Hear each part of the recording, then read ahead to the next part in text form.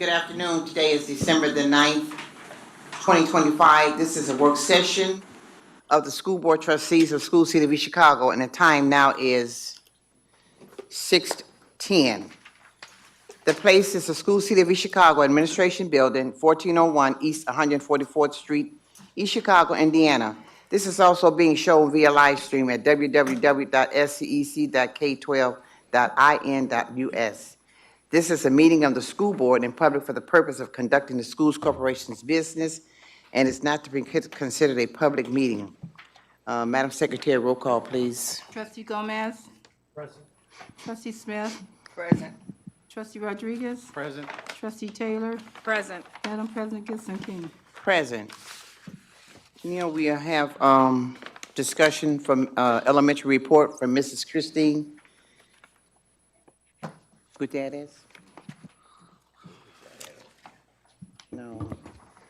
Good evening, School ain't Board, in Madam there. President, and Dr. Bournet.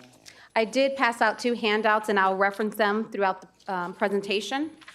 I did want to start the presentation with just a preface that today's presentation is not on elementary data. Every building has an opportunity to present their data individually to you. My presentation is going to strictly be about the curriculum and the instructional strategies and frameworks that are designed to promote student outcomes. As in alignment with the district's mission, the curriculum mission of the School City of East Chicago is to provide a comprehensive, standards-based education that equips all students with the knowledge and skills to succeed in the future with academic, career, and civic pursuits. I'd like to start off by introducing the elementary curriculum team. This is just a piece of them. I work closely with the secondary department, Dr. Yanders, and she does have a second part to the instructional coaches. But here are 2 ELA instructional coaches that service all 4 of our buildings. They're partnered up. And then we have 2 math coaches. And then we have, for the district, we have 3 what are called science of reading coaches.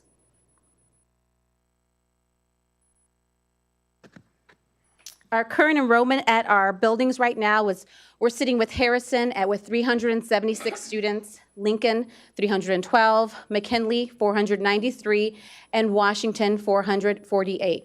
I'm giving you just a little bit of factual information about what our buildings have to make sure that everything I'm explaining tonight is done with fidelity and also with implementation monitoring. So we have a principal, an assistant principal, dean, instructional coach, social worker, and interventionist. Because our interventionist just got hired, we are still missing one at Harrison, and we are missing an AP for Lincoln. But everybody else has the same amount of staff to make sure that the curriculum is being implemented. To start off with, I'm going to be talking about the items that are continuous for the curriculum department.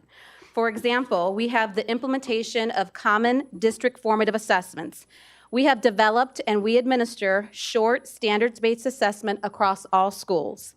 This allows us to analyze student data, inform instruction, and also identify students who possibly need intervention during our scheduled win time. We have developed curriculum maps and pacing guides for what the DOE has identified as essential standards. So we've revised our district-wide curriculum maps, and they outline what is being taught and when. So this is just to ensure that the state standards and the coherence across grade levels is being done. This is a process, so once again, we will be revising in the summertime. District calendarized assessment schedules. We have established a predictable assessment calendar across all of our elementary schools. And what we do is we coordinate the benchmark assessments, the progress monitoring windows, and unit assessments. This, once again, allows us to reduce any instructional interruptions, but it also allows us to keep a pulse on the data throughout the district. We have clearly identified the tiers for levels 1, 2, and 3 that support the multi-tiered student support system and the response for intervention, RTI. That is one of the handouts I gave you today. It is titled Reading Block. And so you will see that per grade level, it is designed to give the students what intervention they need, whether it's tier 2 or tier 3 intensive. And just as a reference, I give that to you, and we also share that with our parents in case our parents are looking for what more they can do or how we can support them during the day at school. Lastly, we have identified, let me go back. We have identified and aligned the scientifically researched interventions. We are currently working with Reading Horizons and Reading Elevate for elementaries. It's a process, it is an appropriate intervention, and it is designed to hit the specific deficits of a reader that include fluency and phonics. And this intervention is done throughout the school day for our students.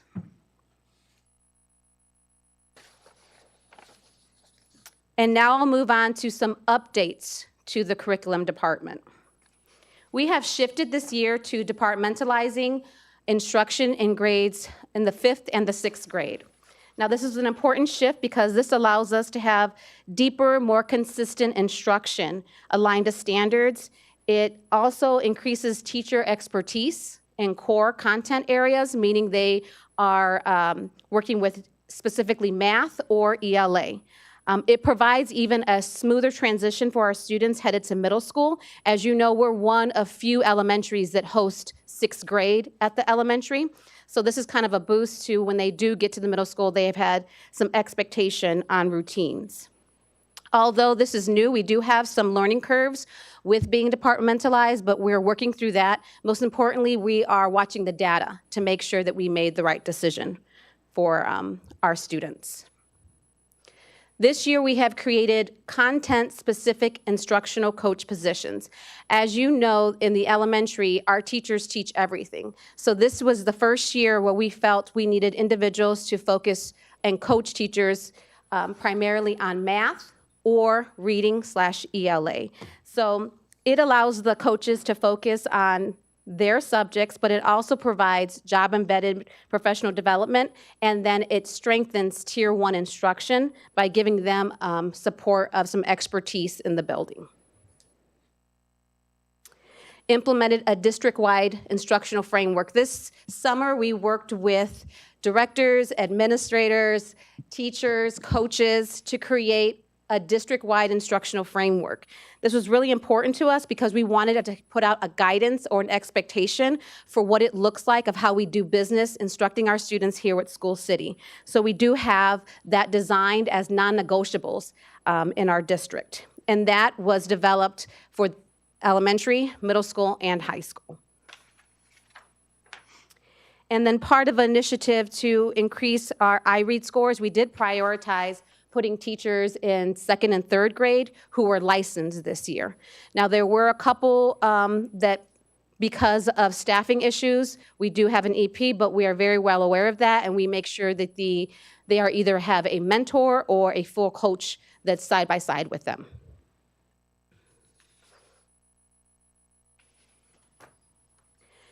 To support, obviously, the implementation of all of the curriculum, all of the updates from the DOE, and all of the adjustments. This is the professional development plan for our teachers.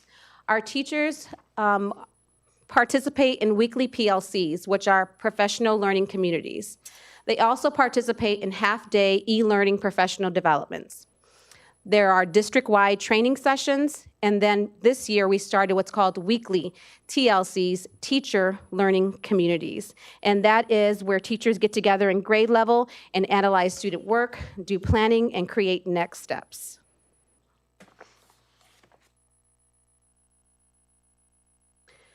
Next steps in the curriculum department, besides all of the revising and revamping that needs to be maintained, we are going to be looking to adopt science and social studies from K to 12.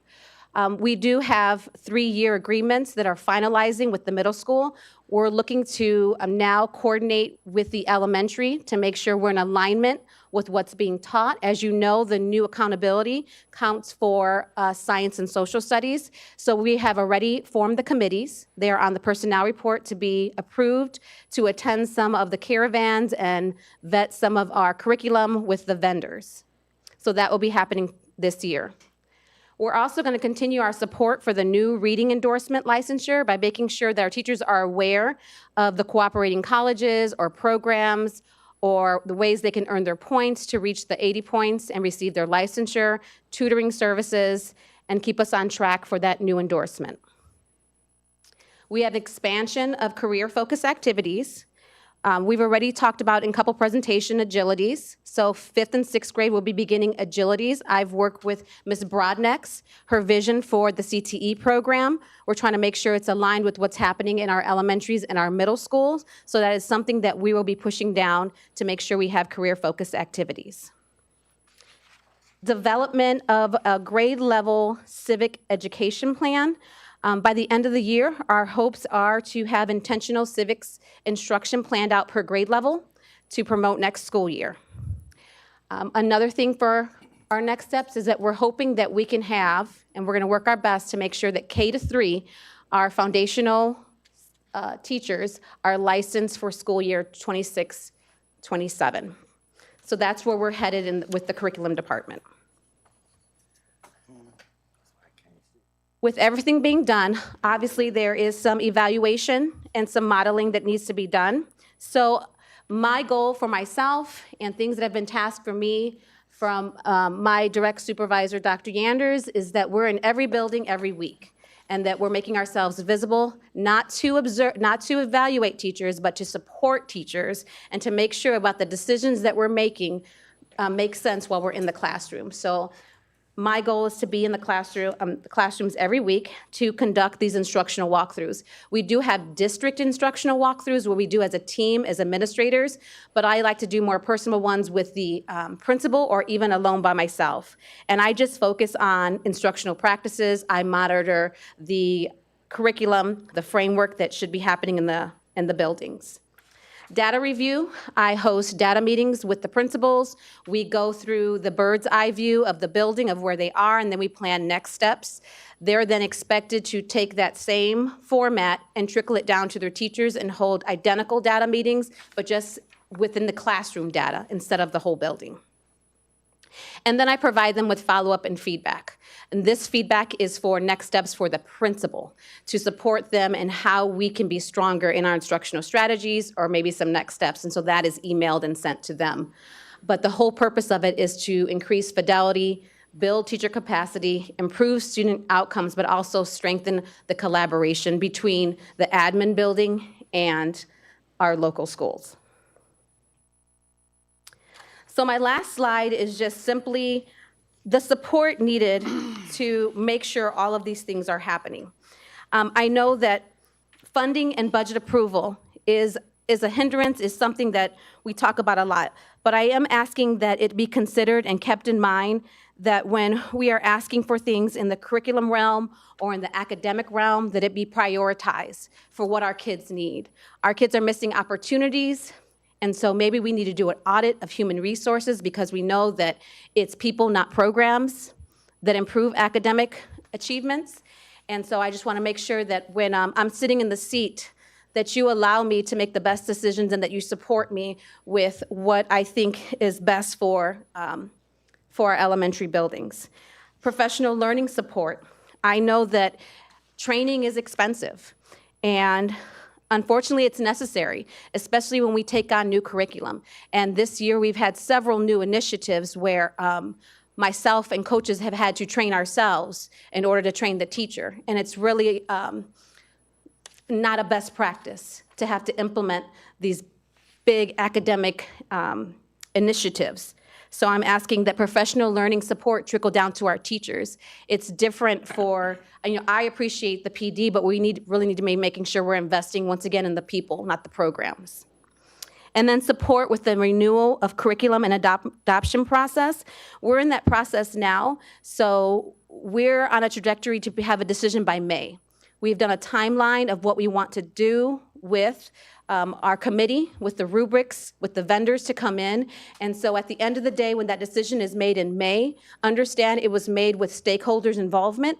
And so the sooner we get it passed by the board, understand that that will support, once again, the purchase, the delivery, the training. It all trickles down to how well our curriculum department can perform. So I'm just asking the board to be cognizant of all the supports that are needed, because at the end of the day, my job is to make sure students are receiving the opportunities and the education they deserve. Thank you. Any questions? Madam President. Yes, trustee Taylor. Thank you, Ms. Gutierrez. I just have a question. Actually, I have two questions. My first one is, are there any programs at the moment that we are either lacking or not providing due to any funding or approval of us? So when I Of made the. ours, sorry. Yeah. So in short, no, because it's been placed on the backs of, like I said, not my expertise. So I take on that extra responsibility of either contacting other colleagues around, other directors. But Reading Horizons, Alex, there's a lot of programs that haven't received the correct training this year. And so once again, it's causing myself and coaches to take on being the trainer without the appropriate training, if that makes sense. So we're doing it because we know our kids need it. Are we doing it the best way? Absolutely not, because we don't have the correct supports in place. Understood. And you were speaking about evaluation and how you're monitoring the curriculum. And you talked about giving feedback back to, I believe, the teachers, or is it the principals? The principals. The principals. Is there any type of efforts where you're getting direct feedback from the teachers, or are you always getting it from the principals? No, but believe it or not, the teachers want me to give them feedback, and I tell them, I'm not there to give you feedback, and they're like, well, just tell me what you thought about the lesson. I said, you know, if they engage with me, I don't want it to be a overbearing where I'm there watching them, because I want it to be like, hey, if I jump into a small group and start working with the kids, I want to see what you're working with. I was a teacher. I am very much well aware of that. Our students' behavior and things like that. So I just want to keep a relationship with the teachers, that I'm there. If I see something not working, I'm the one putting it on a plate, I'm the one supporting it. I need to see firsthand, so. So do they have the space to give you that same feedback? Oh, as yeah, to, hey? absolutely. So I attend PLCs Okay. sometimes, but also, believe it or not, our wonderful School City teachers will contact the coaches or myself if they have a question about curriculum or assessments or mapping, and I have an open communication. I will respond to them, and usually the principals will, if they don't know the answer or question, they'll come to me and they'll talk about, hey, it doesn't work, or let's try this, and I definitely make sure I give them feedback of how to implement it. Thank you. One thing I forgot to mention was I did give you a second handout. This was made by the curriculum department that explains all of the curriculum our kids are being exposed to here at School City. So if you go through it, it'll tell you exactly what we're using for K-5. It'll go through 6th grade, the extra programs that we've purchased.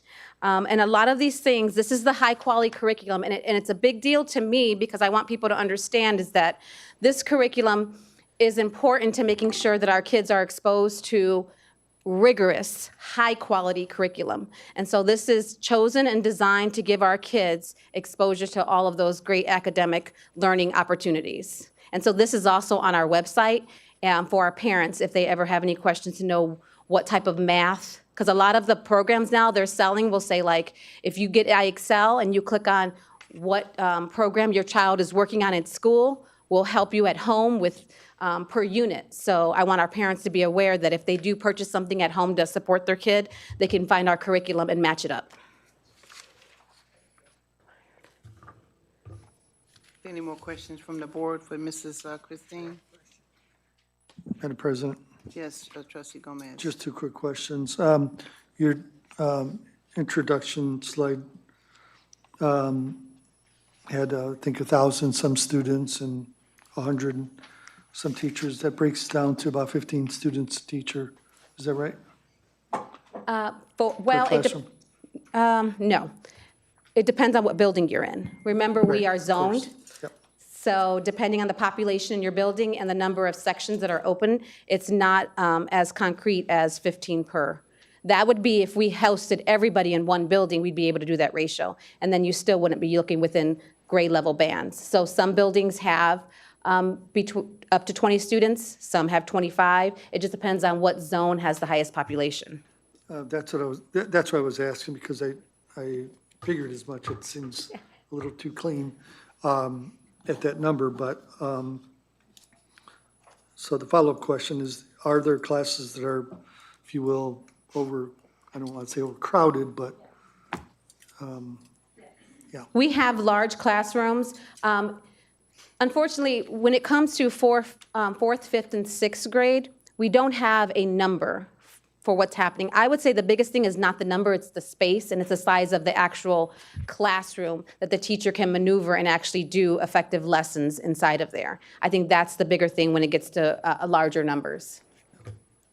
and then the other question I had, I know that state law changed recently regarding students passing out of third grade. Where do we stand with that?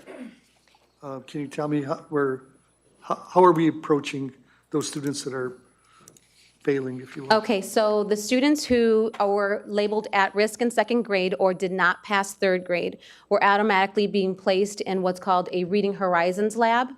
And the Reading Horizons Lab is the chosen academic intervention to support the foundational reading skills of students.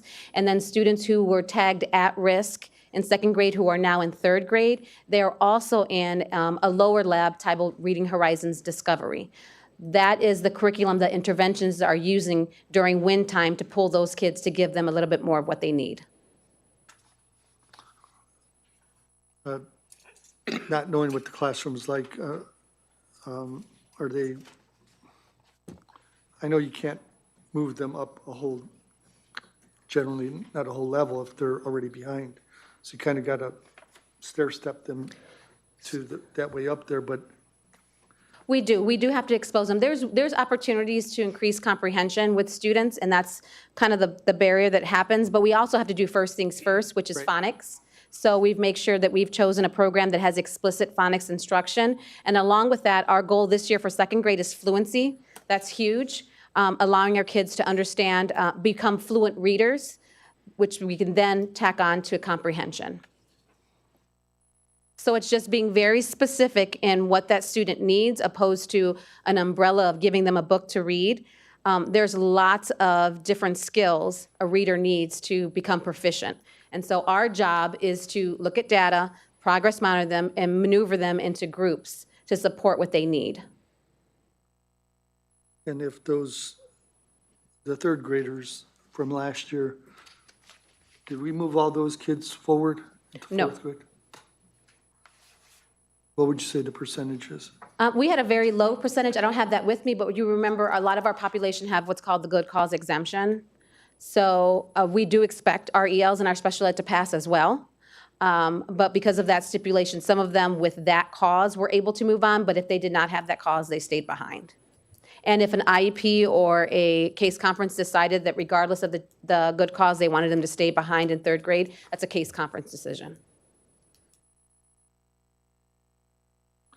And then you also mentioned something about new teachers. You want to get fully staffed 26, 27.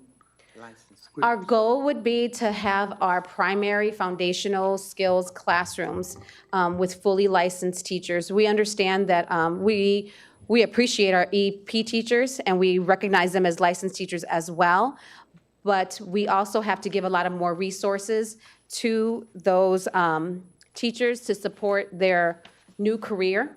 And so what we're looking for is to have people who have actually gone through the full program and taken the literacy courses to support the students in K-3.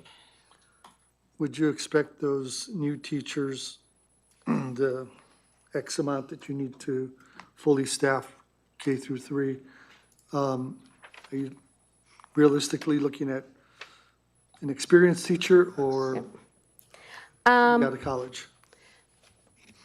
Would I expect the K-3 to be newly from college, is what you said? Yeah, are they walking in out of college, or are they experienced K through 3 teachers? It depends on our staffing. Every year, it changes. We do get sometimes new teachers, but every person that comes to School City has a different set of supports. For example, if I'm a new teacher to School City, I also get a mentoring program that supports me. I also get instructional coaches, so it does help because I have a different development plan than a teacher without a teaching license. Our goal is just to get the Indiana license within K to 3. Okay, thank That's a goal. Like I said, this year we did second and third, and we still have maybe 1 or 2 classrooms. But once again, we've put supports and resources in place for them. What would that number be today? I believe it's 2. Total? Yeah, in the whole district. Everybody else is licensed. Thank you.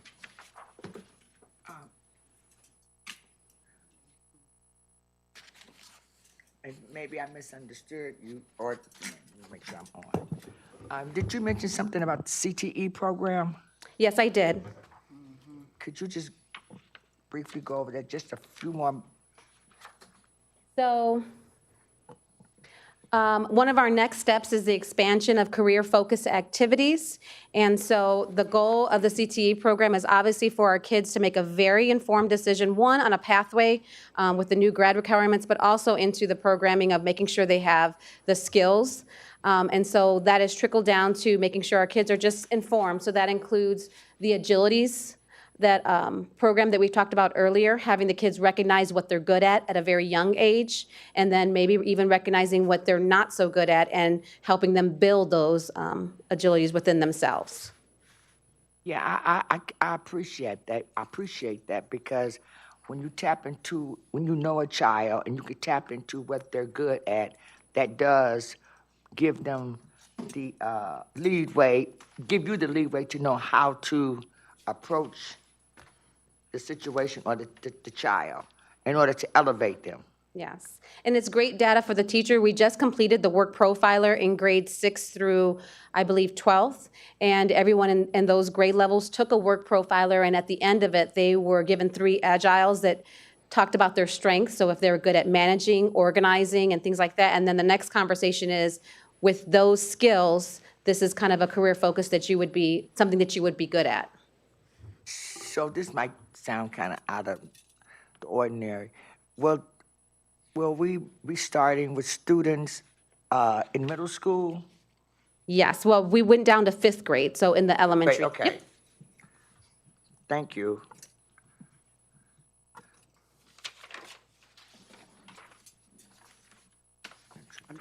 I'm trying to get understanding, what's this you gave us here? So that is the, remember I talked to you about tiers of instruction? Yeah. So if you look at the very bottom, tier 1, that is the instruction we do for every student every day, what we focus on in reading. It tells you, these are the things we do: phonics, vocabulary, comprehension, and fluency. That's what every kid is getting every day. Now, there are going to be some kids that will have some difficulties. We'll then move them into what's called a tier 2. The design for tier 2 tells you all of the supports we have in place to get them back to tier 1. It's not to keep them in tier 2, it's to push them back, give them what they need, and make it a more fluid process and put them back in tier 1. If after working with them in tier 2 it's not working, then we move to a more intensive intervention, which would be tier 3, which includes, it could possibly be small group, a different programming for them. It could also be the reading lab support, which I mentioned, Reading Horizons. A lot of this is to make sure that our kids are getting the remediation and intervention they need. And it's to deter people from right away going to special ed. It is a response to intervention. It is to make sure we've done our due diligence and help in supporting the child with grade level proficiency.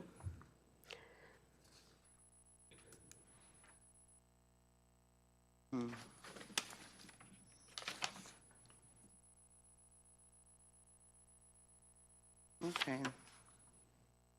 Okay, are there any more questions? Thank you, Ms. Christine, for your presentation. Thank you. Just leave it on, thank you.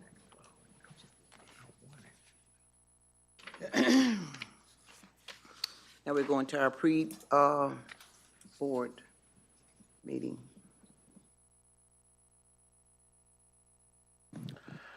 That's it. I just have one more thing, Madam Oh, President. go ahead, trustee Smith. Miss Christine, I know you gave us these handouts, but could you possibly give me a copy of that? Yes. Yeah, give me Thank you. one too, because I was under the impression that your presentation was in some of this. Yeah, that's what we was looking for. Always looking for it. I'm just, I'm Yes, scrambling, looking 'cause- for it, thinking Jesse has it, Yeah, but no. okay, thank you.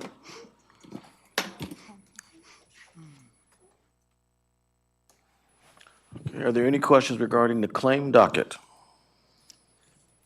He said, is there any questions on the claim docket? Uh-huh, yeah. Yes.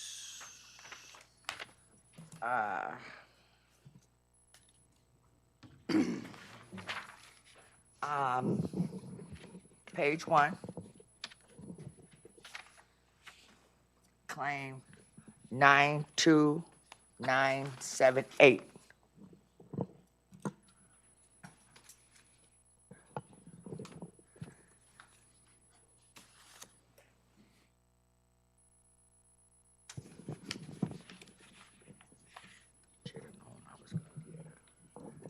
Can you repeat that number for me, please? 92978. First page.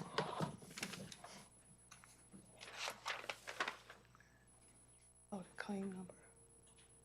This week's. It's dated November the 25th. This is a hotel, this is the hotel reservations for, a conference. Don't know which conference, so I will have to find out. What number is it, trustee Smith? 92978, page 1. Yeah, I'll look at the invoices in between time and find out which conference this is for. Okay. You said there was a conference? Yes, this is a hotel reservation for a conference. Who, I'm I will sorry. let you know which one, during the board meeting, which one it is. I'll look at them during Okay. the downtime. Page 8, claim 92856. Okay. Page 8. I'm sorry. 92856. Credit card payment,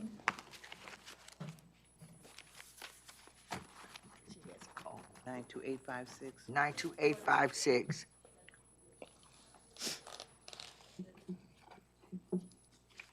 I just need to know if this is a payment on a credit card yes, it's a credit card payment, monthly credit card payment.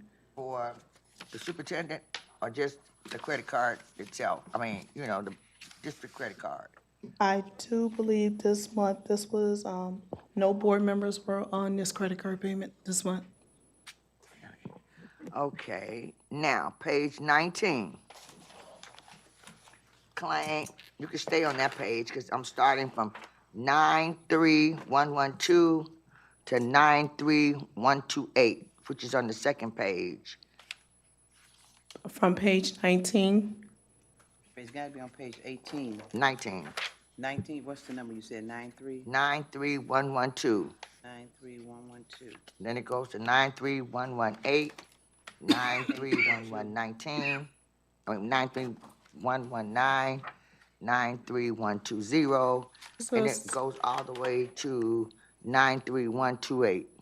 this was random testing for our bus drivers. I'm sorry, what? Random drug testing for the bus drivers by the state. Okay, all right. Are those supplies going to all the schools? Are you referring to the community network, community care network section? Yes. That's, no, that's drug testing. That means the state came in and did a random drug test on the drug Okay, so I drivers. remember that. All right. Right here, what number was that one?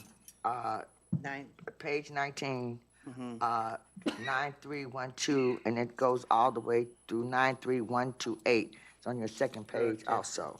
drug test. Drug testing, okay, thank you. Page 20. Okay, 93142, 93143.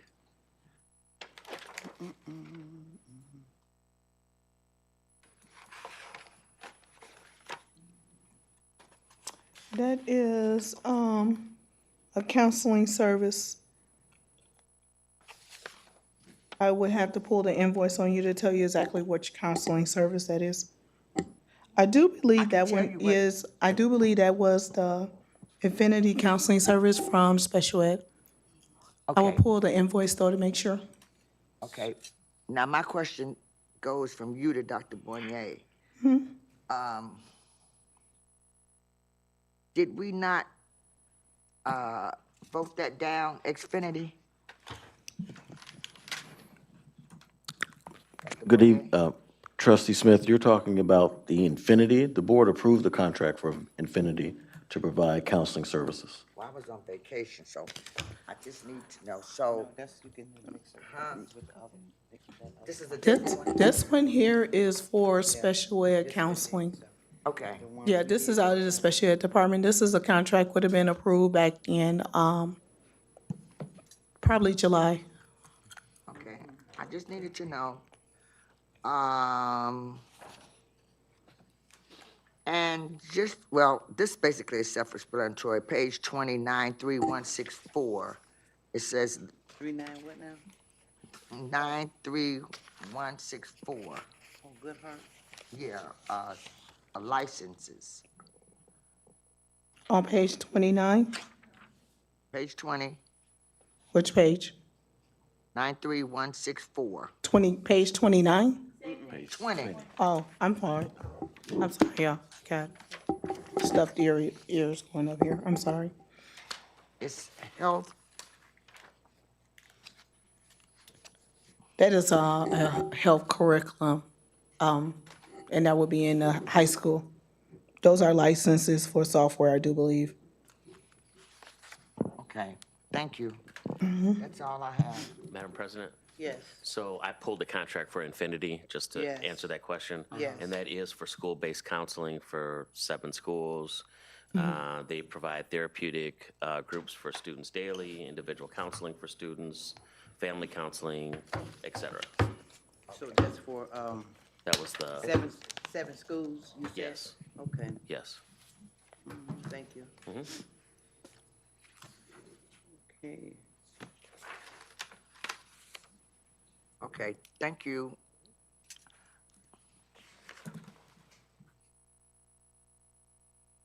Are there any other questions for the claim docket? Madam President, Yes, trustee Gomez, I have one for page 23. page It's, 23. yeah, towards the middle bottom. The claim number is 93156. Who's that? 93156? Yes, You say 931? 56. 56. 931. And what page you say, Jessica? Yeah, 23. that's on page 23. Conference fees. What conference is that? Oh, The it's- acting fee, conference in, by the National School Board. It's the one that's located in DC.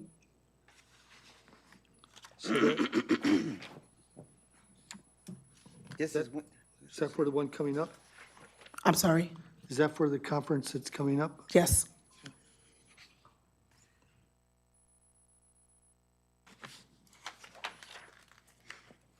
Okay.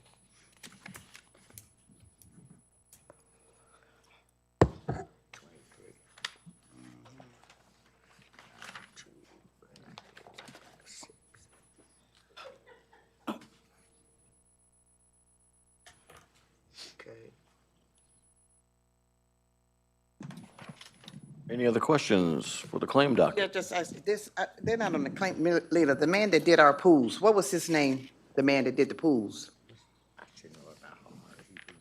The pools prior, recently? Yeah, The contractor that we let go a Yes. couple of months Yeah, ago? yeah. What was That was his Mr. name? Lopez. Mr. Lopez, okay. Yeah, okay. He does not work for us. I know he was on here, and I was trying to see if he was on here again. He doesn't work for us anymore, right? He's currently on the claim docket? No, he's not. I Oh, just okay. had seen his name somewhere. I was just questioning. I know he doesn't work for us anymore, is what I'm No. saying. Uh-uh. Okay, thank you. Are there any more questions? Madam President, just Yes. one more. on Yes, Page one. trustee Gomez. Thank you. Page one, the 92978, top one there. Page one. One. Page one, Trustee Smith asked that question. and what was your number, Don? Same one. Yeah. 92978. Yeah, I was looking at the actual invoice. Can I see it? Yeah. Okay.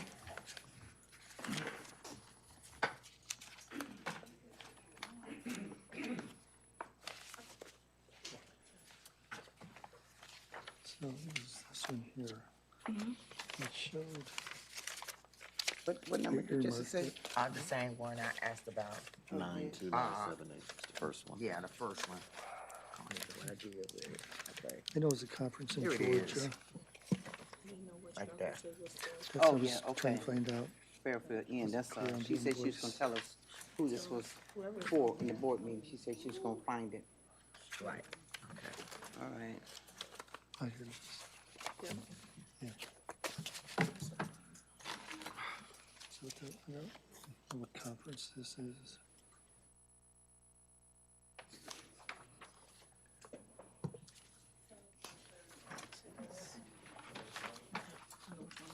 Okay. Thank you. Madam President, I'm done. I think Ms. Simmons is going to get me that information. I think Ms. Simmons will get me that information. The conference that they're referring to is the National Athletic Department Directors Conference. Okay. Yeah. You say what, Leila? That's The what now? National Athletic Directors Conference. Oh, okay. All right.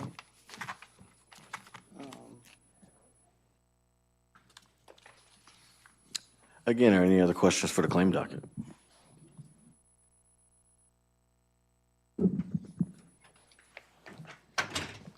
If there are no other questions, we will move to new business. Questions for 5.01. Approval of MOU for Excel Center. Questions regarding 5.01? Okay. 5 point, wait, I'm sorry, Dr. Boynton. Questions regarding the Excel Center to provide services for adult basic education.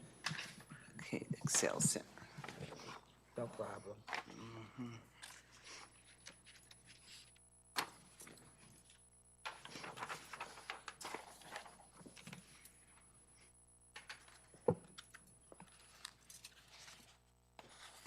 If there are no questions for 5.01, we'll move to 5.02, approval of bid for construction manager as constructor services.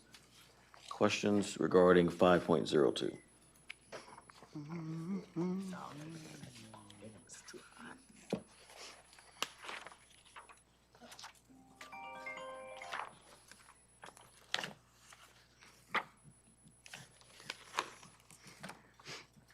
If there are no questions for 5.02, we'll move to questions for 5.03, the approval of the AARP renewal.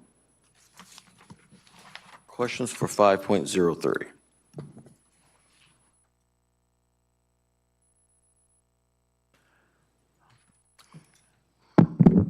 If there are no questions for 5.03, we'll move to 5.04, approval of professional development requests. Questions regarding 5.04? Madam President, Yes, trustee Gomez, please. on,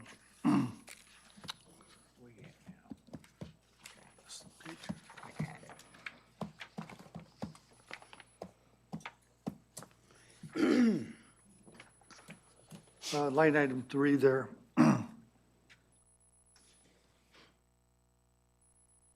This conference, the Advocacy Institute, shows that it's sponsored by the NSBA, and the description is new state IDOE laws. My question is, why would you have the CFO go instead of the assistant superintendent?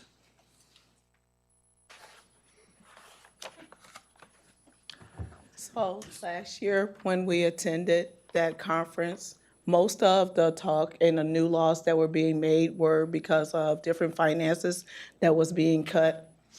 And with this year, with them eliminating it, the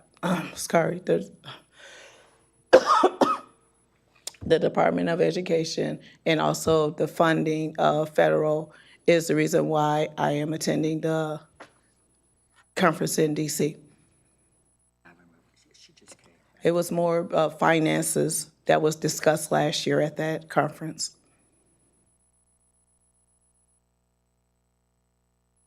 This is, Ms. Simmons, this is the conference you just came back from, right? No, this is the conference that myself and the board attended last January. Oh, okay. Oh, this last year. Yep, in January. All right. And where is this conference being held? Huh? Where is it being held? Washington, DC. So these are, I've never attended one of these advocacy institutes. Actually, it was very informational when we went last year. A lot of the stuff, a lot of the laws that were coming down the pipeline, we kind of knew about in advance with going to this conference. They kind of prepared you for what was coming down the pipeline. So are these IDOE laws or DOE laws? These are DOE and federal laws. Well, it used to be the DOE, but yeah, and federal laws. Okay, this description is showing new state IDOE laws. Okay.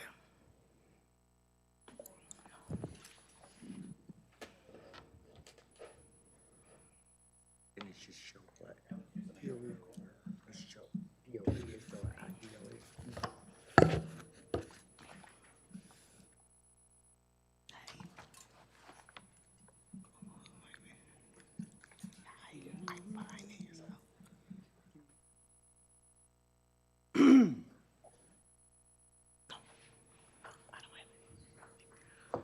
There are other questions regarding the PD line item 3?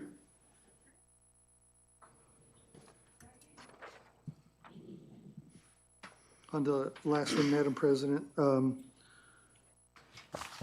attendee name is listed here. I don't see a position for that Where is individual. this, Trustee Gomez? It's the last one, Somebody named Harris on here? yes. Yeah, Yeah, that one. okay. What's this position's, person's title or position? Can I ask Trustee Gomez to speak into the mic? I'm having difficulty hearing. The last line item is the person I'm questioning, the name of the attendees listed there. I'd like to know the position of that individual. That person's a teacher.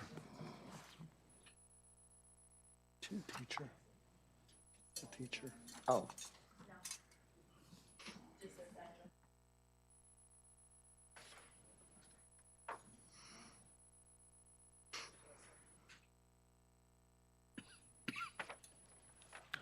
Other questions regarding PD requests?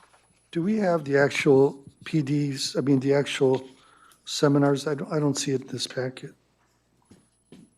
You're asking for the summaries of the PD? Yes. Ms. Wright can get you the summaries of the PD requests.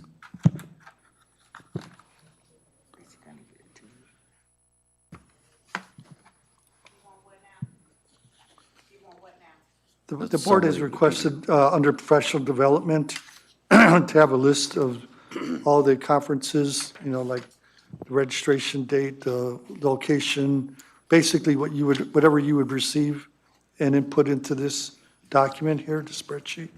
We'd like the actual document of the conference. It's not important now. I think that's a downside to having a work session right now is we don't have time to do this. Madam President, Yes, trustee Taylor. I just want to state, I don't need all that paperwork. You could, Huh? I don't need copies of the PD, because that's Oh. just going to be excess of paper for me. Okay, So you could exclude me from that, please. okay. Are there any more questions? Okay.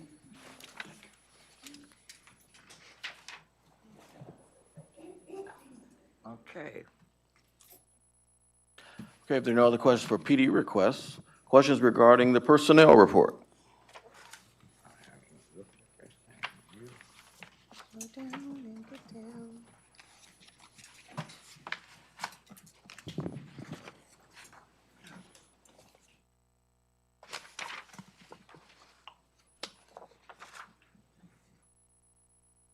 If there are no questions regarding the personnel report, we'll move to 5.06, first reading for policies, P05315. Have any questions on the personnel report? I can come back to it. Yeah, we will. Okay. Were there questions on the personnel report?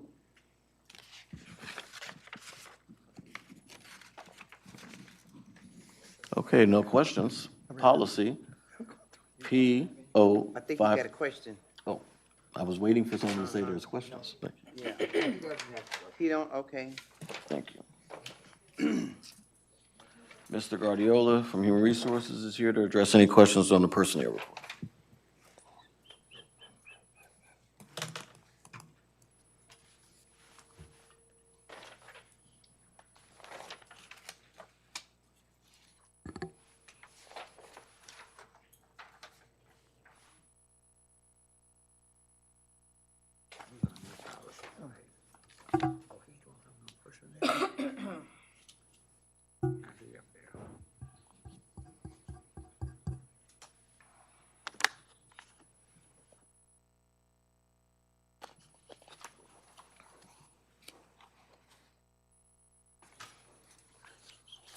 Madam President, Yes, trustee. are we still on policies? Yeah, I think that, Personnel.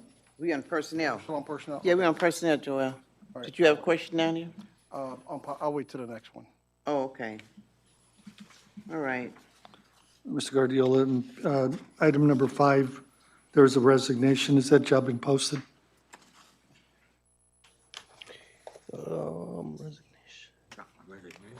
Yeah, page 5. For safety specialists, it has not.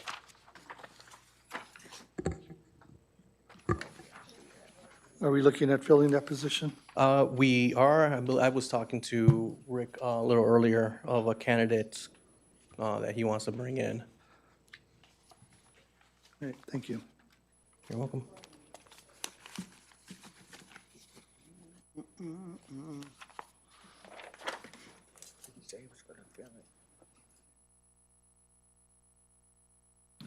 If there are no other questions for the personnel report, are there any other questions?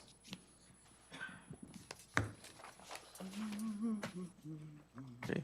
Thank you, Mr. Guardiola.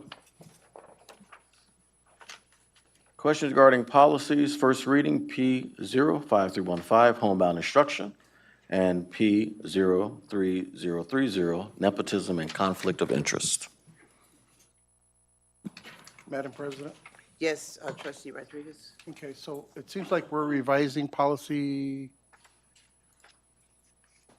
P2412.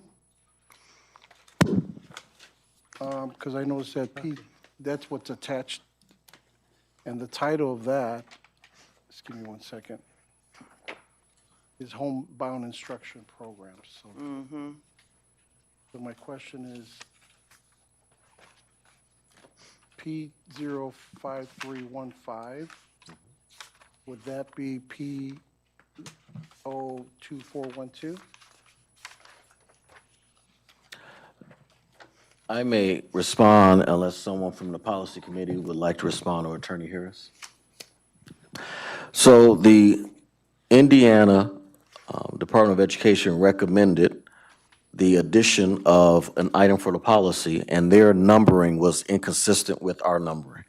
So theirs is listed as 5312, so we replaced 24, I believe 12 with 5312, and made the necessary corrections. Thank you.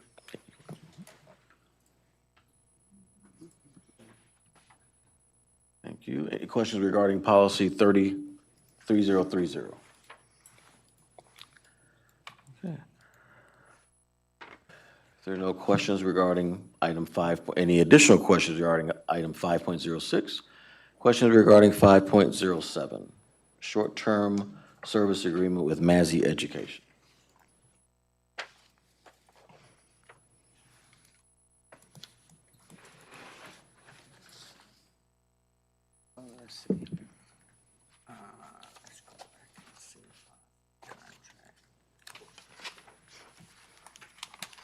Could you, Dr. Bonet, can you Yes. just elaborate on that particular item number?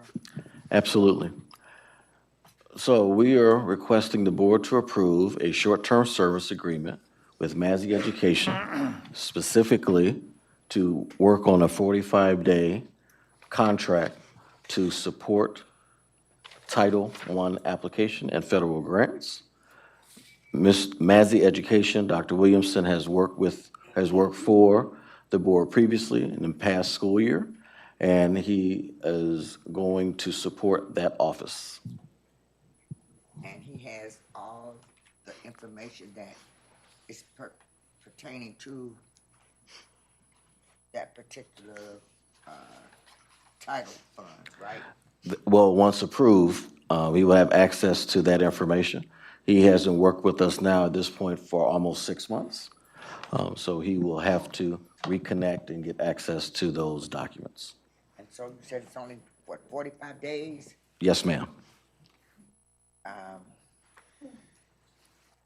Is he, just hypothetically, he wouldn't be asking for anything more other than he wouldn't be asking for anything else other than the 45 days. So 45 days, he should have all this cleared up. Yes, ma'am.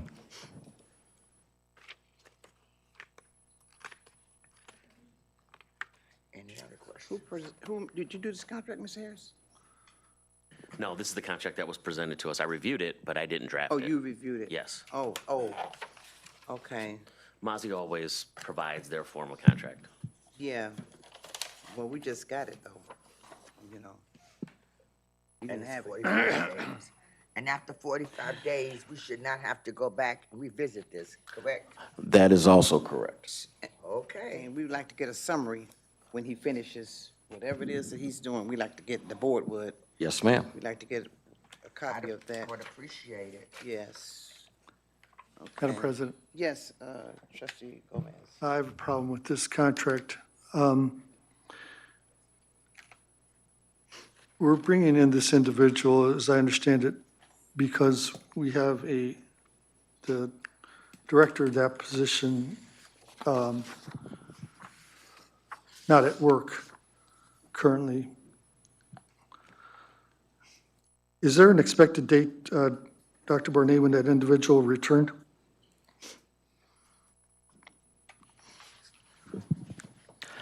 That question probably more suitable for a closed or executive session, trustee Gomez. The reason I'm asking is that if you bring that individual back tomorrow, we're locked into a 45-day contract at, how many thousands is it? Yeah. That is correct. And I really don't feel like, I think one of the one of the many discussions the board has had about this issue in that department has been that the expectation was that the individual would know what they're doing.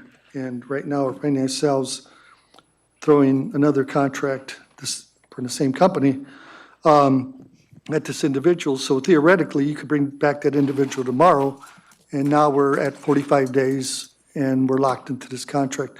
I would rather the contract, and I'd like to ask Attorney Harris to weigh in on this, for the contract to read that they would service the district up until that point in time, no later than 45 days, but up until the time that individual comes back to work. You could include that language. The question is, I guess there's a couple questions associated with that. One, I would imagine that Mozzie will need to dedicate a certain number of professionals to assist. And my understanding of the way they work, they'll be taken from other assignments assigned here, and they have to gear up in order to perform the services. So that might create an issue for them. It might not. I don't know. I can't speak for them, but it is a consideration. I don't know if Dr. Bornay's had that conversation with them or not, but that might be a concern they have. If they don't have a definite period of time that the project will last, then there's some exposure there for them that they've then taken someone off another job, put them on this job, and it lasts 2 days, for example. So I could see there being some issues with it, but I understand the recommendation. It may be helpful for Dr. Bornay to elaborate on whether or not he has a plan on how to manage that, because I think that sounds more of how he plans on managing it as opposed to Yes. necessarily the language in the contract. Yeah, so there is a plan to manage, which is why the recommendation for emergency or short-term is 45 days. We have anticipated, obviously, there's work that probably could be accomplished within 30 days. However, we do have a 2-week break, and there will be a number of staff who will be on vacation, et cetera. So that is why there is a little bit longer contract to adjust for that. That person is still working, but he might need access to staff, and he might not be working. But I guess what Trustee Gomez is saying, after the 45 days, the person that's supervising or over that program, would they be coming back, and we still have to have Mozzie? I mean, there is something kind of like missing in between the 45 days and then the other person coming back. We're not going backwards, we gotta go forward. Am I making sense? Yes. If that person comes back, now we've got Mozzie and the other person, so we just need to get some understanding with the way that's gonna work. So can you kind of please give us a update later or soon as possible? I mean, keep us informed on where we are within the 45 days. I just want to Yes. say one thing here, that with my meeting with Dr. Bornay, some of this conversation was brought up about the individual and the contract here as well. I just want to go on the record saying that.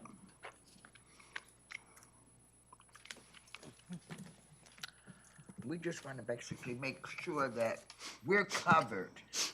We don't need any more delays, because that's assumed to be a problem, and we want to move forward, and we want to move forward quickly and expeditiously.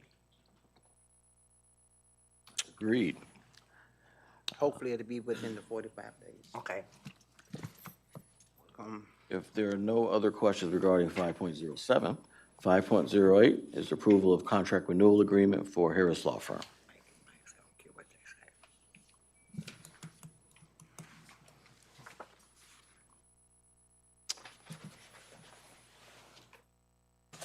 Okay, now.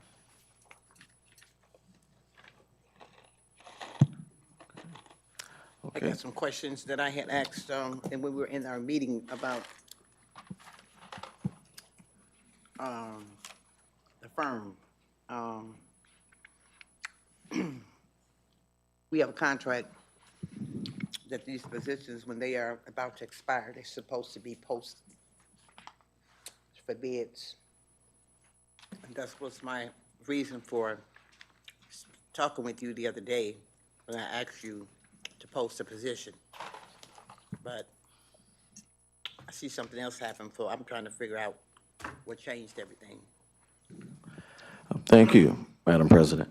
I will actually defer to our board attorney to go over what is the process for regarding required posting of positions, specifically a contractual service, as opposed to a employment position.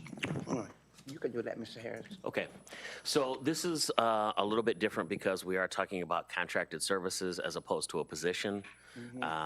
There isn't a posting requirement for contracted professional services. That is something that you would find either in a collective bargaining agreement or in your personnel policies generally, but that would apply to employees of the district. Here, we're talking about contracted professional services that just does not have that requirement. Only reason why I'm bringing it up is because we had another attorney that would have been in the same position as you would be, the same language, right, that you're speaking about. It would have Not exactly. applied to that individual too. because No, they there is were- a difference. Oh, And I can explain the I'm asking a difference. question because they were an attorney too. And that was part of the reason why the position, and I have the interviews, everything, the individuals went through the process. We interviewed these individuals and they were a lawyer as well. So Do you I'm want me to trying to answer see, that? pardon? You want Yeah, me to answer that? please do. So just on your first comments, what you were describing was an employment position. Now what you're describing is the circumstance where you were filling a vacancy in the position of the attorney who handles labor matters. Yeah. So there you had a vacancy. So you were going through a process to fill a vacancy, not making a decision on whether to renew a contract or not. That's one thing. And then secondly, your policy does allow that if you are currently contracted with a vendor and want to renew those services, you can do that as long as you're satisfied with the services. Doesn't require you to go through some process for interviewing or request for proposals. So, So, with that being said, your contract does end in 2020, the current contract expires December 31st, 2025. okay, I have that. So that means, like you said, after, if that contract is not, renewed, we're basically starting all over again. Correct. If you don't renew by December 31st, I do not represent the board anymore. And so go ahead, Ms. Smith. Finish So- what you're saying. With this contract,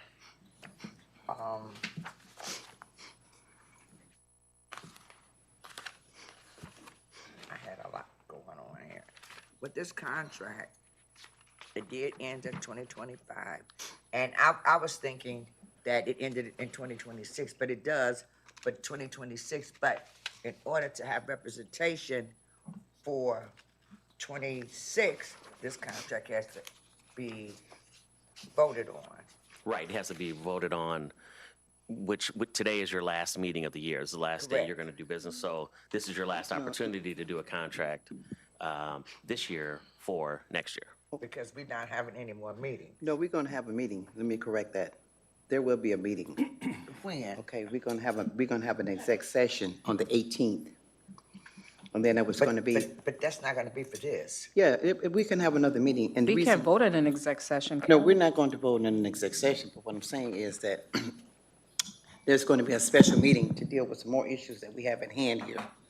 That's what I'm saying. So this could be one of the issues here that we could deal with, because my way of looking at this, we just got this, and is this the same kind of contract that we've had before? It's the Yes, it exact is. same There's contract. nothing, no different in here, right? It's the same thing. Yeah, that's what I'm saying.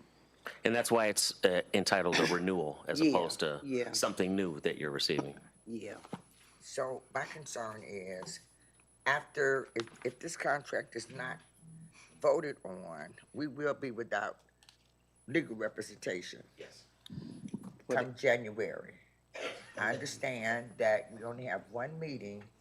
You said an exec meeting, but we only have one meeting. That's why this was submitted, because we're supposed to have two board meetings, but we cut it down to one meeting.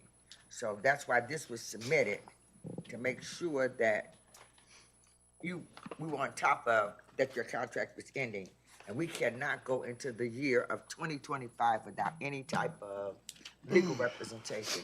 Even though, the president said you really don't have to have a, No, the Indiana code said But- we don't have to have an but, attorney. but let me explain this, Yeah, my way. yeah, please. With all of what's going on right now, and all the things that's up in the air, and nothing has been solidified, nothing has been completed, nothing has been voted on, I am not going to, I feel like you already know what's going on. Because you're handling all of this. So, my personal opinion, now, because I was under the impression that we had till June of 26. I had it wrong. So, my personal opinion on this is, this is my personal opinion, that right now, we do not need to be without representation. And if we did go the route that people think we should go, that's gonna take up a lot of time, a lot of energy, and more money. That's just my opinion. And my opinion, after I read it and realized that your contract was up in 2025, 26. So I'm not going to basically go through somebody else when we have all this other stuff. That's just me personally. I didn't say I'm going with you. I'm just saying common sense would make, common sense is, why would you change a lawyer in the midst of all of what you going on, all that we have going on? And we do have a lot going on. And things need to be solidified. If we get a new lawyer, that's gonna cost us more money.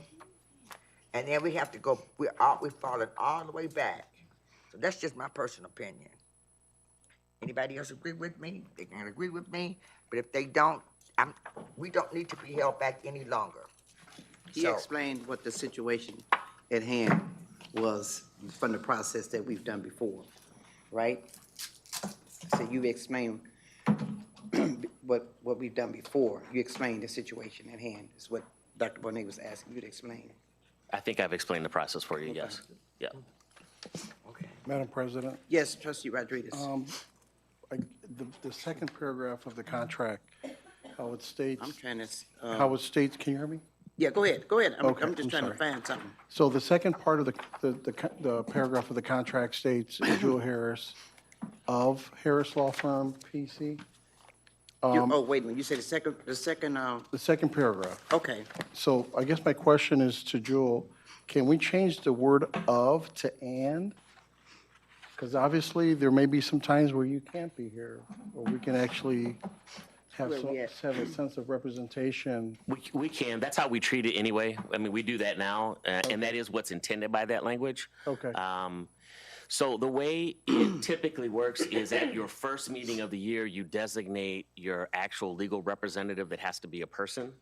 So that's why it has my name and then identifies the firm I'm with, because all payments go through the firm, not to me individually.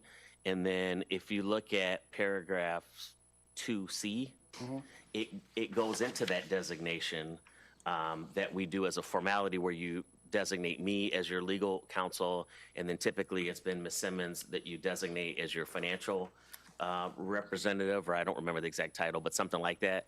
That's a couple of the formalities that you do at the first meeting of the year in January. So that's why it's written with an individual name and then also the firm name, because you make that appointment Yeah. of somebody as opposed to just an entity. Yeah, and that part I do get. Okay. It's just the fact to show the word and instead of. I don't have any problem with that. Where were you at, I mean, Joel? Where, that's not a problem. Item, not at what, all. excuse me, Joel, where you say, and or should be put at? The second paragraph, That second contract. paragraph? It's on page 1? yes, Yeah. page 1, second paragraph. Okay.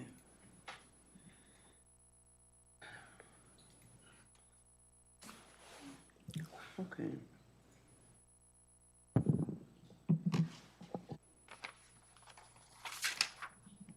And you have made it perfectly clear, your fees, you have made it perfectly clear with everything from your contract.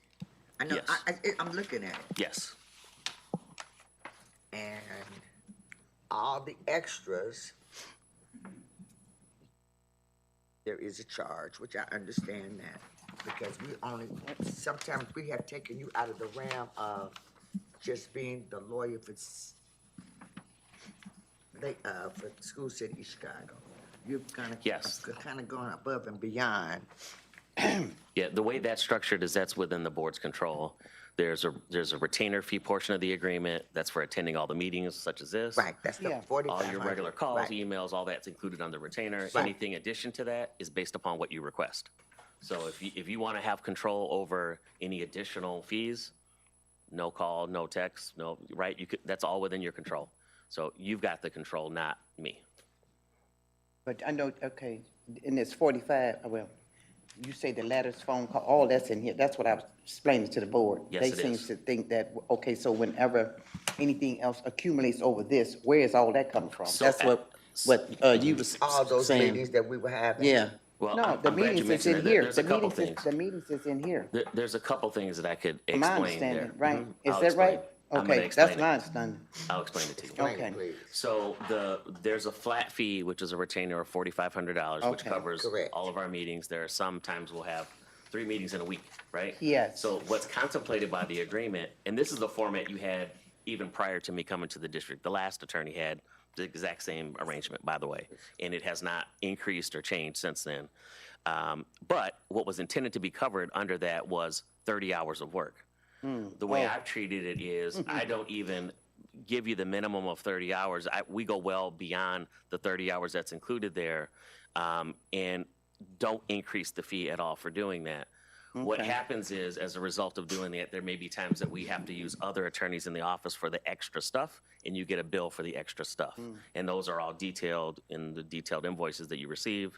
It tells you who did the work, when they did it, but it's all based on request. There's never a time that we initiate that work. It's either Dr. Bournet or his designee that says, we need this for the district. Or you get sued, and that's obvious, right? But outside of that, that's how the services are rendered.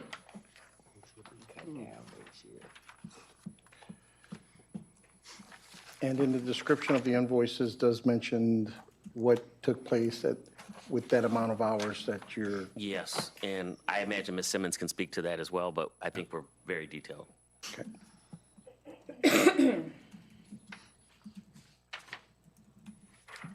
Madam President, Yes, trustee just Gomez. in the operations of these hours that you're identifying, is where do the research on policies, where do those fall? Are they within this? The research on policies is time that's billed, Okay. yes.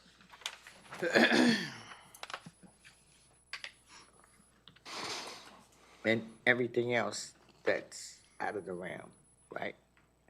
Yeah, so if the board or the district as a whole gets sued, obviously we keep track of our time and you get billed for the time spent on the lawsuit. So yes, for all that time. But basically, all this stuff, it ain't coming from the board. We ain't accumulating. I know you have other things that you say you have to do.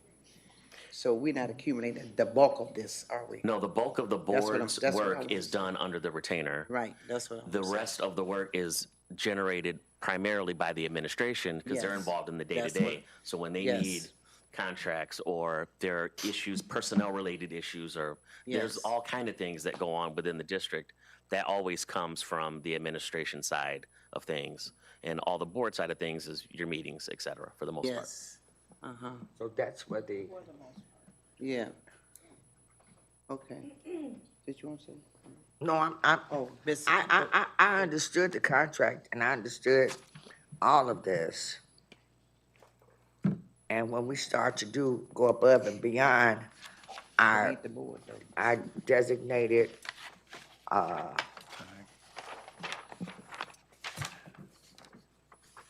hourly, I mean, your designated, what I'm trying to say, your fee. So when we start going into everything else, that's when it begins to cost. Yes. So I just want you to know, next year, we're not doing all that. It's not the board, it's not us. It's some of us too. It is some of us. It's a some of us combination. too. The bulk of it, I'm saying. That's what I'm saying. The bulk of it is us Yes. too. So, Ms. So we all have to take responsibility in all of this. When there's a problem, the board and the administration, let's just be real, we all have to take some type of, we all are a part of all of this. Whenever his invoices comes out, we've all, our administration and the board, we have to take responsibility which that's why every board meeting, we go through his invoices, and if you saw his invoices and you know what was actually going on, he has not lied, he has not padded anything. It's self-explanatory. And it's self-explanatory on page 1 of his, maybe not page 1, but it's self-explanatory on page 2 of his contract. Compensation and payment. Am I right? Yes. Okay, I just wanted to make sure. Ms. Helen, you have something to say? Yeah, I just want to clarify. Before you were doing work session a few days before, and now you're doing it before the board meeting. And it's the same, it's part of the retainer, Mr. Harris, is my understanding. Whether you have a work session on Thursday and a board meeting on Tuesday, or you try and squeeze it all in one night, right? Yes, there's no Okay. extra charge, yes. So could we go back to the way you used to do it? Because this is ridiculous that it's Yes, ma'am. 7:30 and we still haven't started the It's board trial, meeting. Okay. it's a trial error here, that's what we're doing. Okay, so, thank you, Ms. Thank you. Steinbeck, I appreciate that. Are any, Okay. are there any more questions from the board? 2025, we're gonna go back to the old way. Yeah. So I you don't have think, to sit here till 9 o'clock, Yeah, okay? okay. But thank you for you all being patient with us with this 2 meetings. Okay, can we keep it moving? No, we're finished. We finished? Yes. Okay, all right. Yes, we are. If there are no other questions, I'll turn it back over to our board chair. Okay. Madam President? Yes, May- trustee. I guess we're Yes, at the we end, need to so do a I make a roll call. motion to adjourn the work session. Yes, motion made by trustee Rodriguez, Second. second by trustee Taylor. Madam Secretary, roll call, please. Trustee Gomez? Yes. Trustee Smith? Yes. Trustee Rodriguez? Yes. Trustee Taylor? Yes. Madam President Gibson King? Yes. Okay, let's keep it moving. Good evening. Today is December the 9th. This is a regular school board meeting of School Board of Trustees, City of East Chicago, and the time now is 7:32.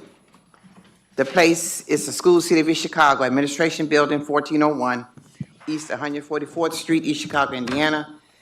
This meeting will be recorded. Okay, Sagittarius. so we're going to go send for the Pledge of Straight to the Allegiance. agenda. Yes. Oh, I'm sorry. Yes, give me a roll call, please. Madam Secretary. Trustee Gomez? Present. Trustee Smith? Present. Trustee Rodriguez? Present. Trustee Taylor? Present. Madam President Gibson King? Present. Now we do our Pledge of Allegiance.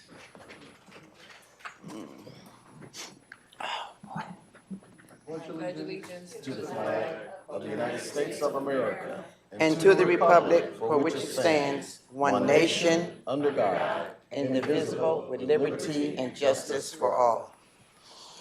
Okay. Now we'll have our, let's see here. Our mission statement.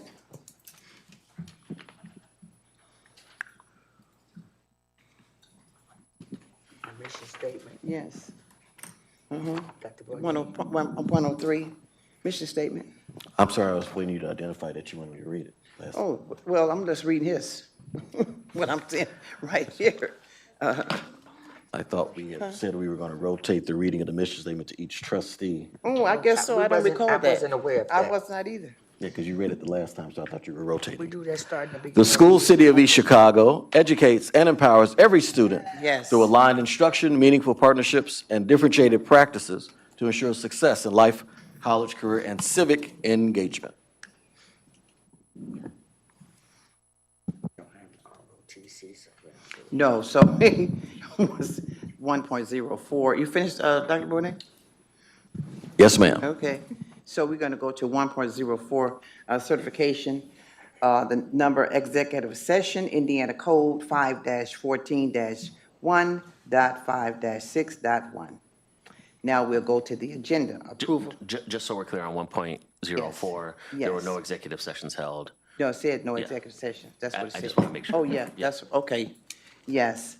So we'll go to the agenda.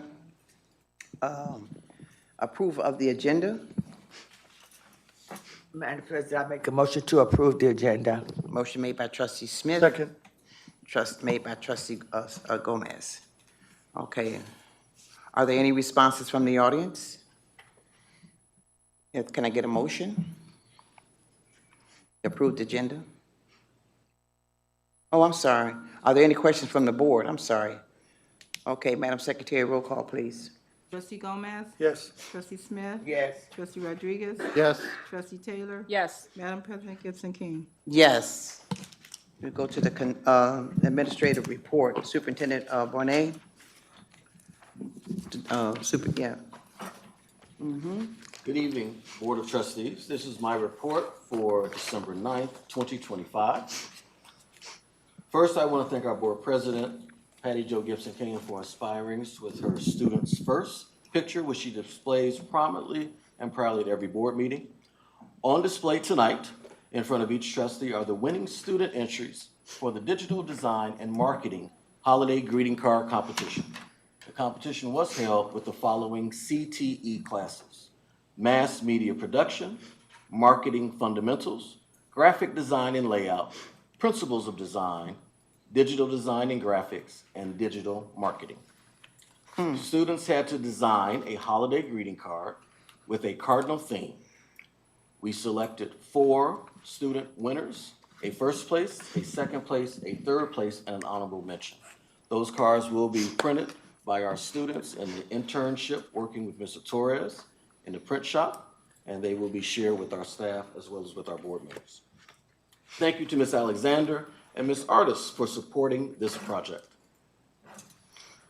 SCEC is seeking a motivated, creative, and responsible East Chicago Central High School student to serve as a student social media content creator.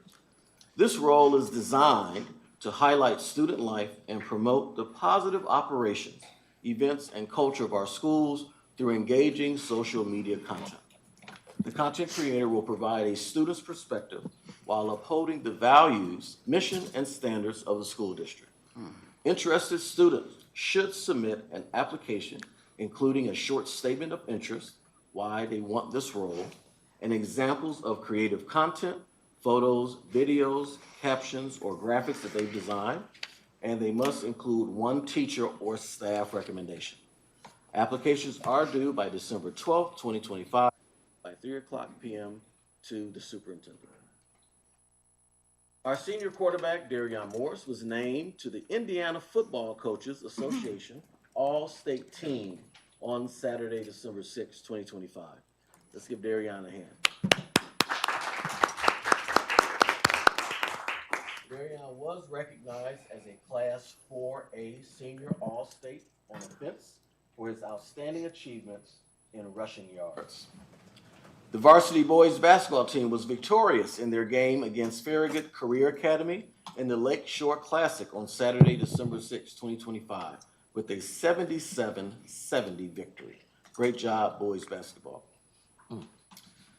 National Special Education Day in 2025 was celebrated on Tuesday, December 2nd, and it commemorates the anniversary of the landmark Individuals with Disabilities Education Act, or IDEA, of 1975, a law ensuring free, appropriate public education for children with disabilities, with the day honoring students, families, and educators in special education.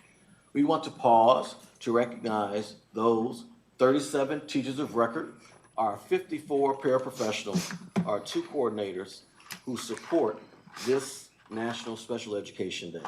Let's give all of our special educators a hand. They support 645 students who have been identified with special needs.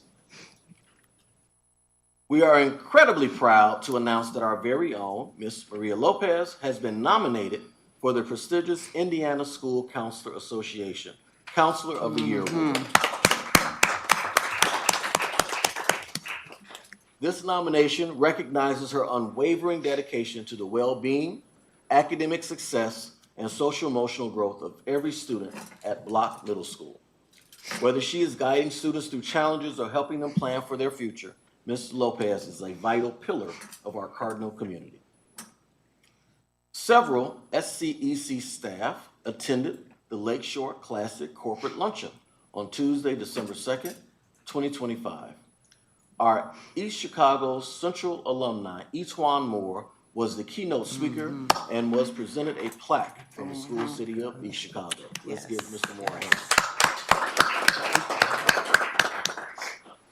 I want to remind Cardinal Nation of the East Chicago Legacy Schools Campaign, or SEEK campaign. We have partnered with the East Chicago Central Alumni Association and I2 Sing America to raise funds to replace and restore the Leon Kendrick Auditorium seating. The deadline is fastly approaching, December 31st, and the cost is $300.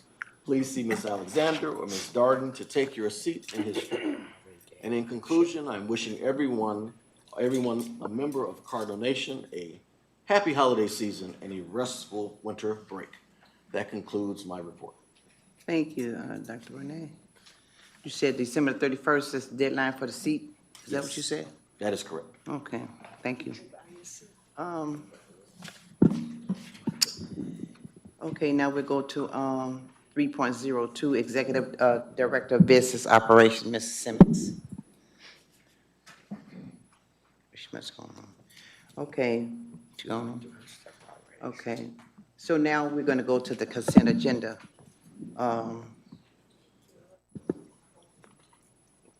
Approve of the consent agenda. Are there any responses from the public? Is there a motion to approve the consent agenda? Madam President, I make a motion to approve the consent agenda. Motion made by trustee Second. Smith, second by trustee Taylor. Are there any questions from the board? Madam President, Yes, I trustee just want to Gomez. make note that, a reminder that our policy does indicate that board meeting minutes should be available for review and approval at the next board meeting. Looks like we're 1 or 2 meetings behind as of today. Thank you. And then too, I want to say that I can't, the minutes for November the 1st, these, I can't approve these that's in here. How do I do this? Not approve the minutes? They're not accurate. You can vote no. Okay, I'll vote no. Okay, that's what I want to know. Okay. Madam President, Yes. Unless your intention is to abstain, I guess I should No, have well, asked you that. either one of them, yeah. You can do either Yes, one. trustee Rodriguez. just so that you're aware, I mean, I just came from, especially the council meeting, and they're approving minutes back in September. So, I mean, it's more, is the board meeting minutes are ready for Pardon? approval? You say that again, trustee Rodriguez? So if board meeting minutes are ready for approval, it's our obligation to approve them unless you find any discrepancies in the actual minutes. Oh, I did. You talking to me? Yes, I found some in there. But just to let you know, and I agree, yeah, we're actually being a little bit more, how should I say, or at least we try to be more expedited in ensuring that the minutes are ready for board meetings, but if they're not, you know, I think we can bring that up at a work session, but I see that there's minutes here that needs approval, and I would recommend the board to approve it. Oh, they can approve it? Who said they wasn't gonna approve it? Yeah, y'all can. I'm gonna just, they're not right, you know, what I've read. Yeah. We'll get it straight. Yeah, we get it straight. Okay.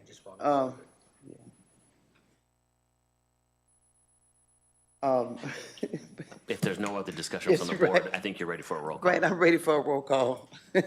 Trustee Gomez? Yes. Trustee Smith? Yes. Trustee Rodriguez? Yes. Trustee Taylor? Yes. Madam President Gibson King? No. Now we'll go to the new business. 5.01, approval of memorandum of understanding with the Excel Center, Goal 1 Academic Support System. Are there any questions from the audience?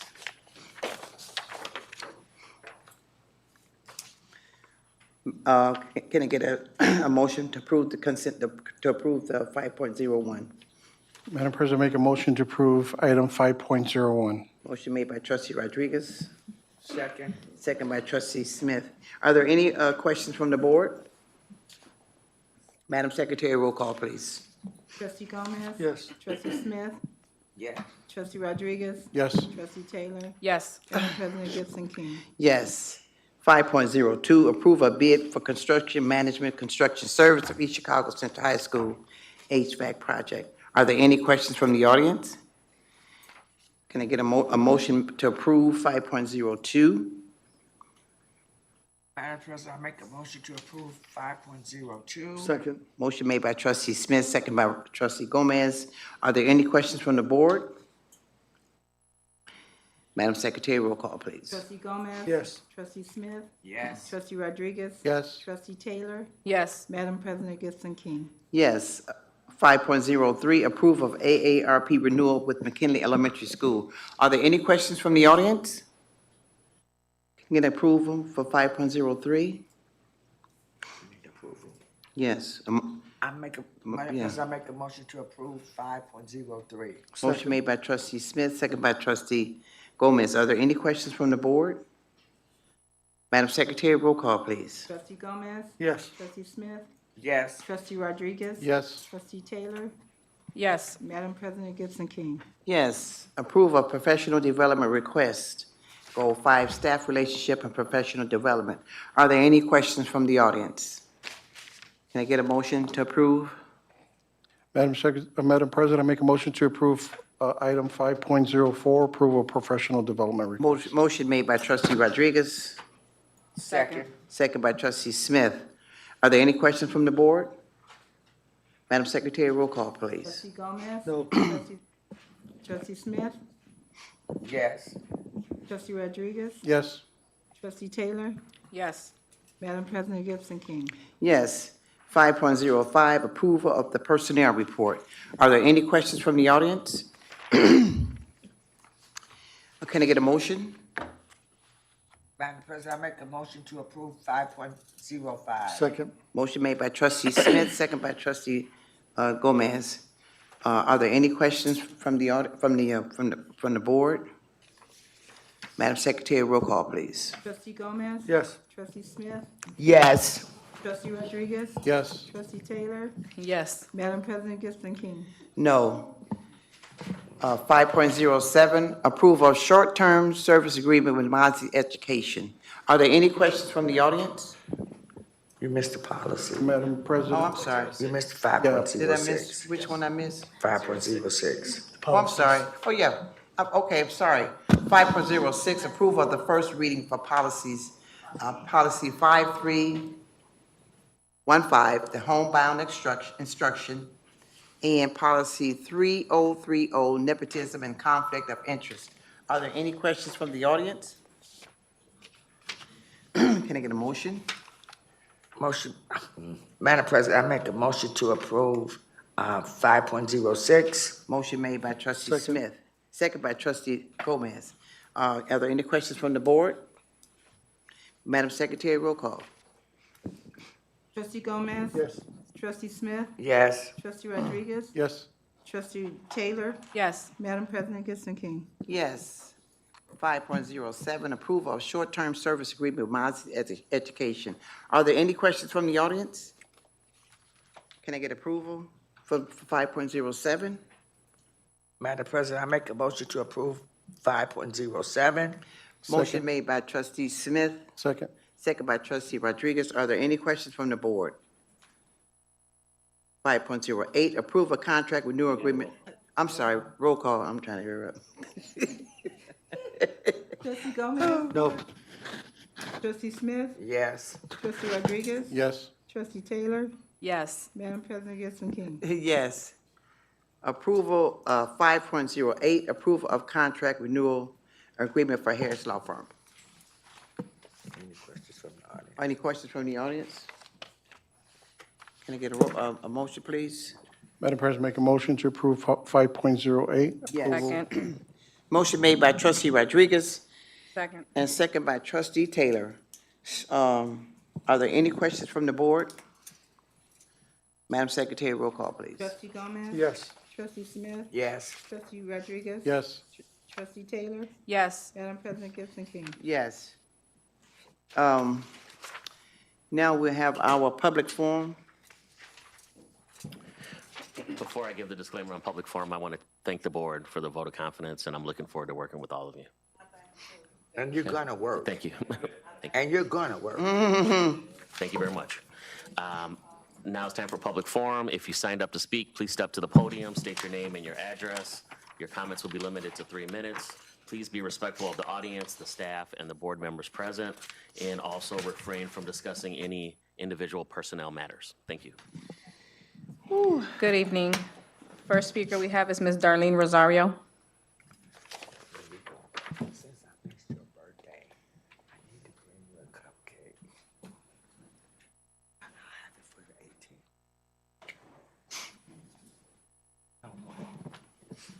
18th. Good evening, Board. Darlene Rosario Reese, 3731 Drummond Street here in East Chicago, Indiana. I have me and my colleague, Ms. Johnson, from Block Middle School, STEM, and I'm art. And we just came tonight to give a couple of tangible items. We wanted to express our concern when we had a meeting last month about the tag money. And we know that the state had changed some qualifications.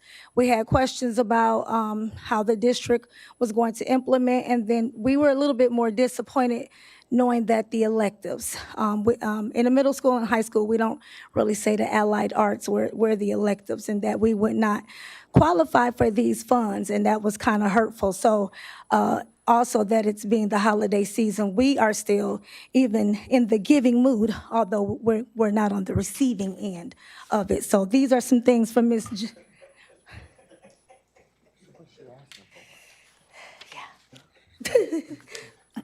This is some things from Ms. Johnson's STEM lab, where her 3D printer, she has been printing big time in her room. And then I have some items from my art room from the students. Oh, come on, I know you got, yes, I know you got something, you do such awesome work with our students. I just want y'all to really think about that when you pay attention. Yes. Here you go. Thank you, thank you, thank you. Yes, With us, here you go.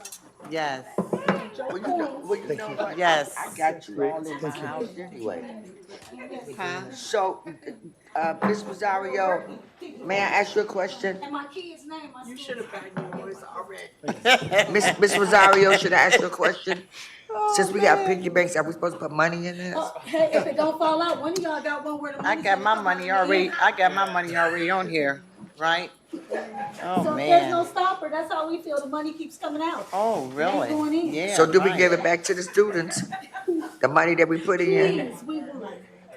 We would. And Ms. Johnson has some ornaments for you, custom made with your name Thank on you. it. Yeah, Oh, that's this Mr. Attorney Harris.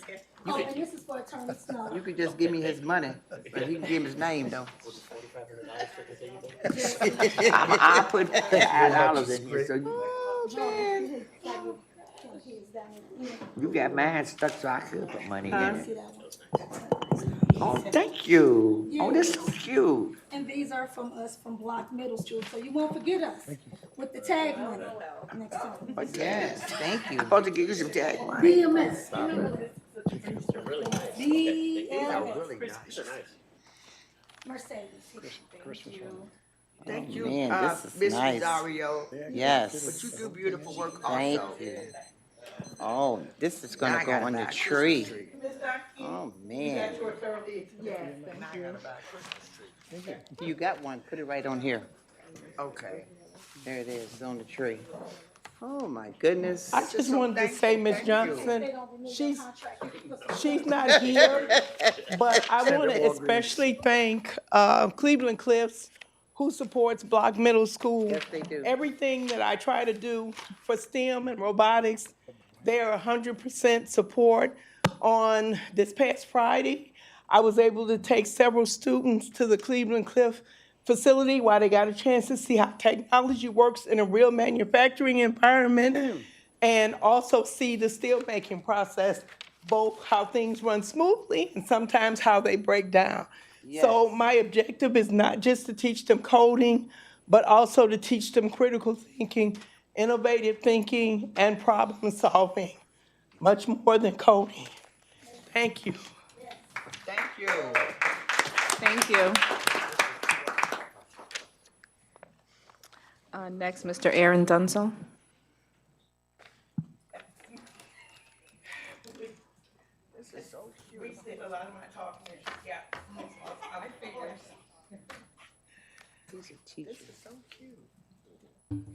Good evening. I am Aaron Dunsel, 3668 Walsh Street, Portage. I am a teacher at East Chicago Central High School.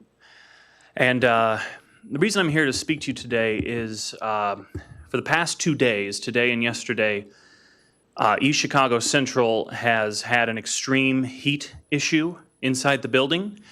The hottest temperature that I know of for sure is 97 degrees in one of the classrooms, but several classrooms are averaging well above 85 yesterday and today.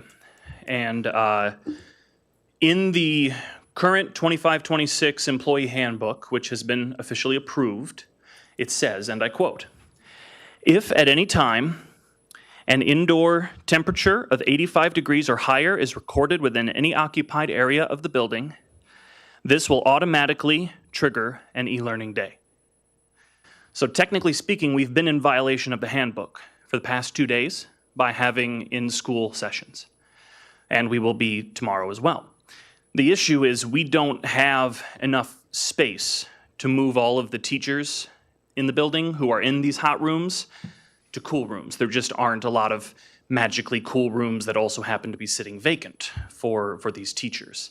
So until we are able to find a solution where we can move these teachers in these hot rooms out into cool areas, or of course the actual long-term solution of fixing the heat issue, which is evidently going to be quite a long-term thing. We just voted to approve somebody to come in evidently tonight, but that's not going to most likely happen until summer. So in the meantime, we have to go to e-learning until we're able to create in the building for these teachers to go, because right now they are sitting in 90 classrooms, and it's just very dangerous for the teachers, the staff, and especially, of course, the students.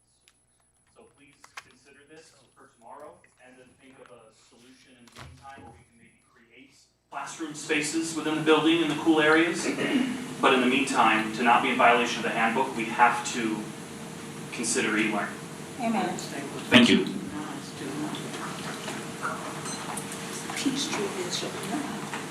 Thank you. Ms. Helen Steinbach?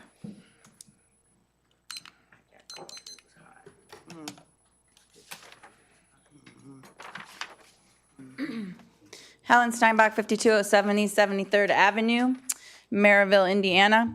Mine kind of goes along with what Mr. Dunsel is saying. I'm a little bit more concerned about the lack of timely communication and getting the message out to our families and our teachers.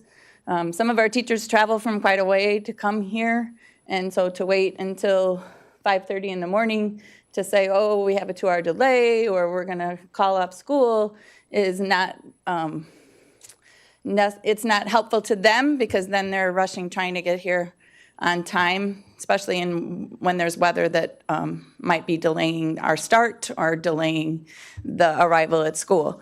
So what I would ask that the notification gets out to the families and the teachers as soon as possible, and that we don't have to ask, what are we doing tomorrow? That it's proactive, and administration is making that decision and getting it out there to the people that need it. I also would ask that you call your senator and ask them to vote no on the new ridiculous redistricting maps down at the State House, because nobody's getting fair representation under those maps that they have created. So I know Senator Randolph won't be voting yes to those maps, but if you know people that live in other districts, maybe you can ask them to call their senator and tell them to vote no, please. And there was one more thing that I wanted to say, and it's left my head. Maybe a possibility for the high school would be to move the freshmen somewhere else to another building to make room, for people to come on down. I don't know. We threw around a lot of ideas this afternoon at our wellness committee meeting. But we need a long-term solution. We need somebody, contractor, somebody that's going to come and fix the problem.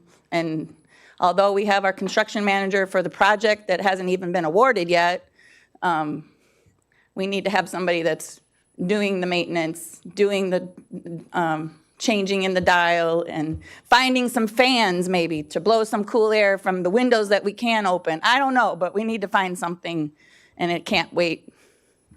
So, thank you.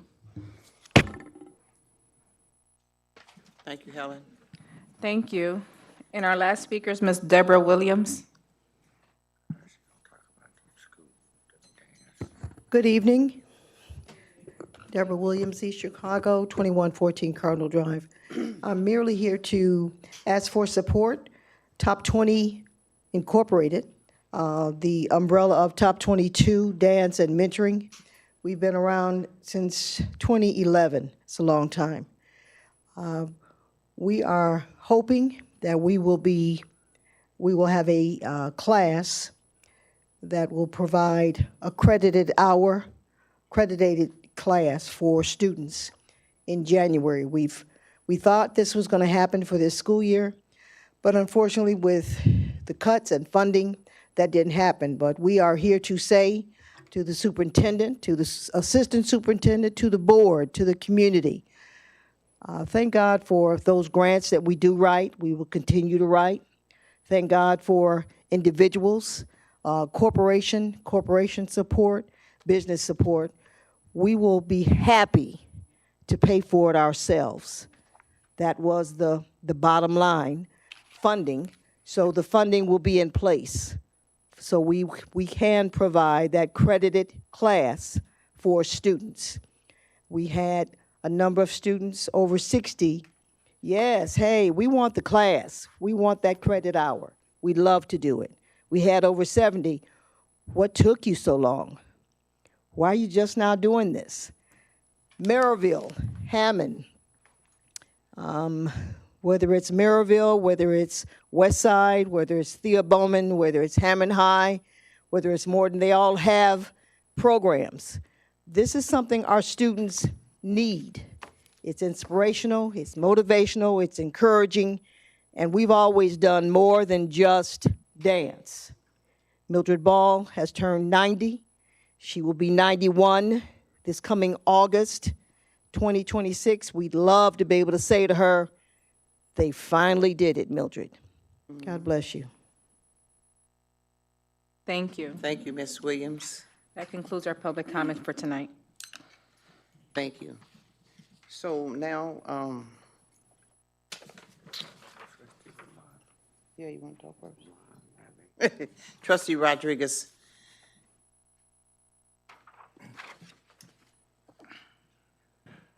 I have a few updates, just want to share regarding several key meetings that I had last week.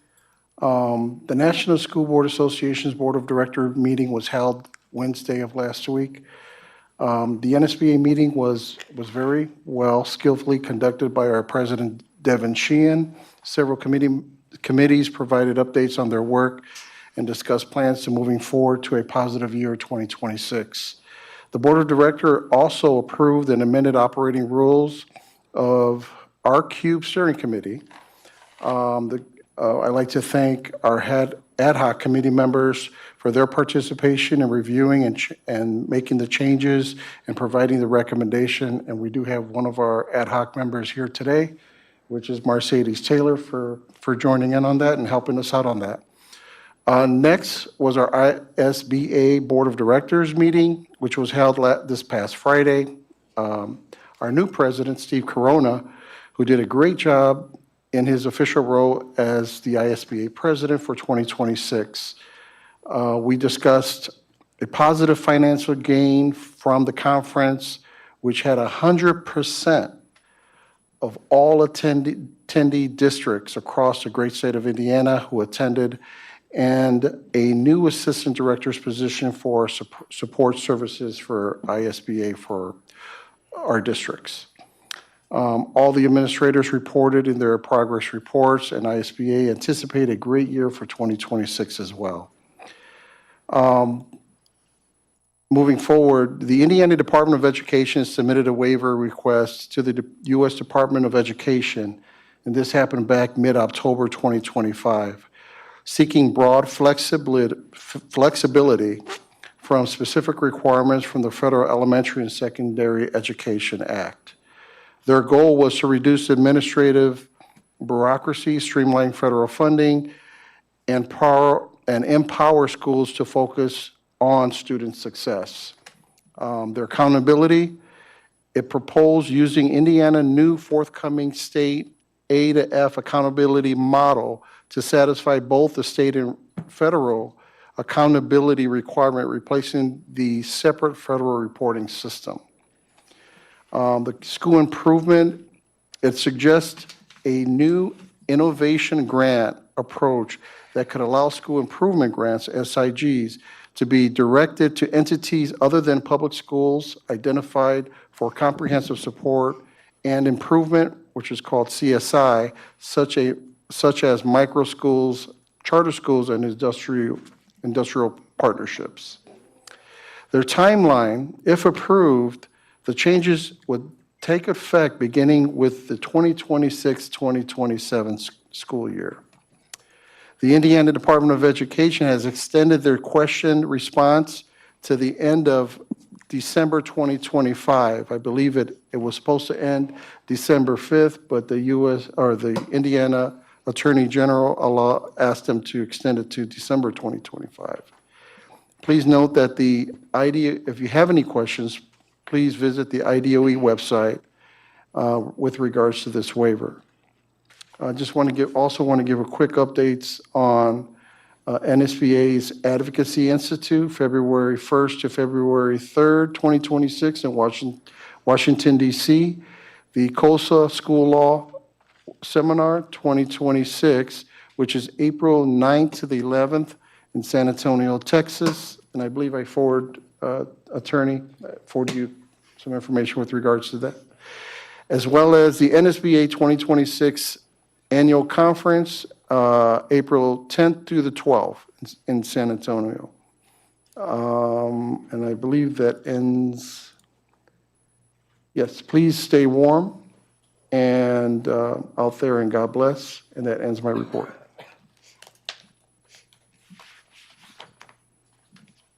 Thank you, Trustee Rodriguez. Trustee Taylor? Yes, thank you, Madam President. Good evening, community members. As this is our last meeting before the new year, I want to pause and wish each and every one of you a very Merry Christmas and a blessed and Happy New Year. I pray that you find time to value, cherish, and hold close the people that matter to you most during this season. Next, I have to wholeheartedly be transparent that the landscape of our education is shifting, as Trustee Rodriguez just eloquently detailed in his comment. And I have to be honest, it does greatly concern me. So now more than ever, we just need to stand together, collaborate together, truly support one another. Let's leave the non-important things in 2025 and step into 2026 with true and genuine intention and purpose.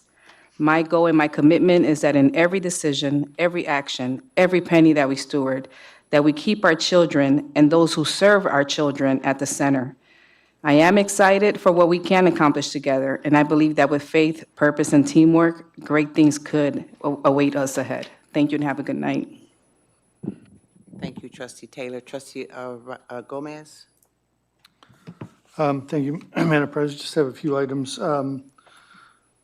I witnessed some kids at the intersection of Columbus and Alder coming out of the library, 4:30-ish, 5 o'clock, and it's dark over there. And I know that at one time, this board had, a previous board had advocated for the rebuilding of that bridge over there that crosses the south side to the north side and reverse of Columbus Drive. That's a very dangerous intersection for kids to be at. As we all know, that's a curve over there. a lot of people, as they drive through, especially with ice accumulating, creates a real hazardous condition for our children. I'd like to ask that the board consider moving forward, asking the state to rebuild that bridge over there so their kids can have safe passageway between the schools and library and their homes. Likewise, I'd like to ask, I thought the city did a good job in removal of snow. The only area that I thought that they could have done a little more work on is, and if we could identify for them where the intersections are, where kids gather for the buses, there might be an area that they can give a little more focus to and not create yet another hazard or, a condition where kids have to stand in the snow, or if they can't stand in the snow, they're standing out in the street, causing yet another hazard to them. So I hope the superintendent and our board attorney can work on creating some kind of communication to both the state and the city in that regard. Reminder that the scholarships for Foundations v. Chicago and January 21 of 2026. For those individuals who are watching, please get your scholarship application in prior to that date. I was disappointed that we did not have a food community event as we've had in the years since Dr. Joe first started that. Under various superintendents, we had kept that tradition going, and I donate regularly to the Food Bank of Northwest Indiana. And it really concerns me to see the condition of food lines out at St. Pat's Church or whatever, all the giveaways that we did.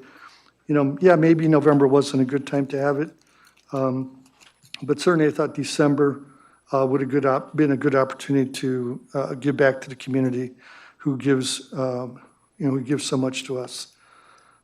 Given that December seems to be on its way out, perhaps that's something we can do in January and feed our community who's desperately in need of food and provide transportation for them as well.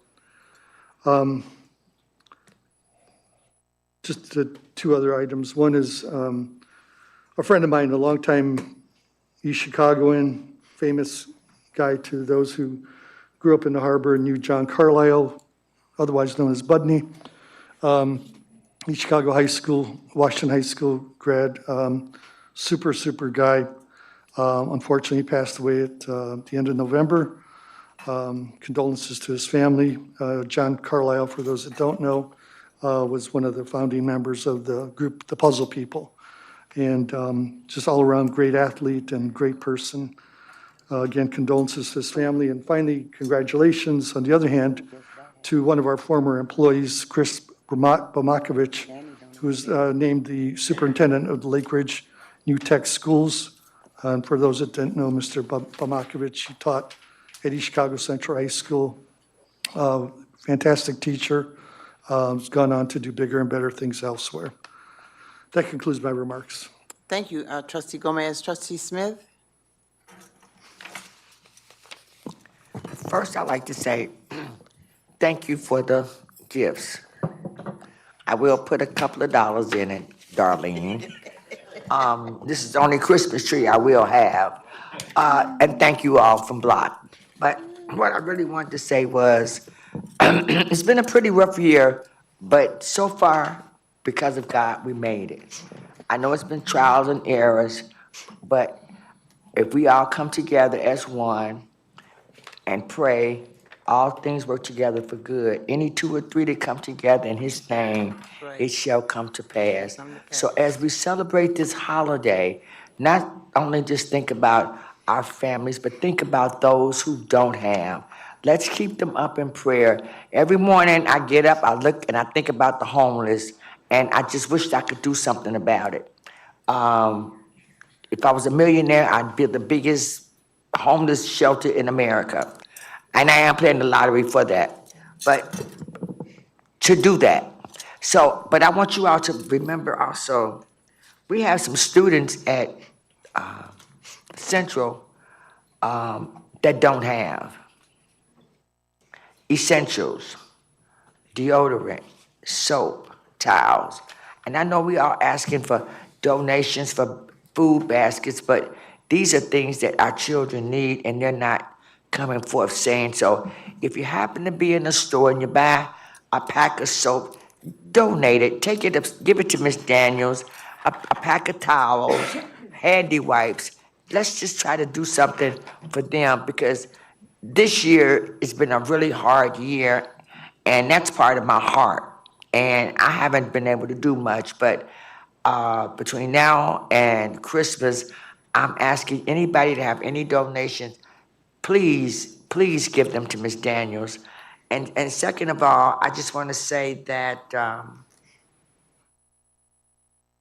Trustee Gomez and I want you to know that I am working with the food bank. It's kind of hard now because the federal government is cutting down on that. But I have gone out there and talked to them to try to get the food trucks back out here so that our kids in the community can get some type of nourishment. And as we speak, while you're shopping, can you just pick up a couple of canned goods and take them to Central High School? I'm not asking for much. I just need to make sure that they're okay. Some hats, some gloves. I just want to make sure that they're okay. We're so blessed. Sometimes we don't know how blessed we are. So with this year being at the close of the year, we've had some downfalls. We've had some good times. We've had some bad times. But through it all, we're still here. We're still standing. So I'm praying and knowing that the year 2026 is going to be a better year. When things all start to go crazy and everything start to happen, guess what?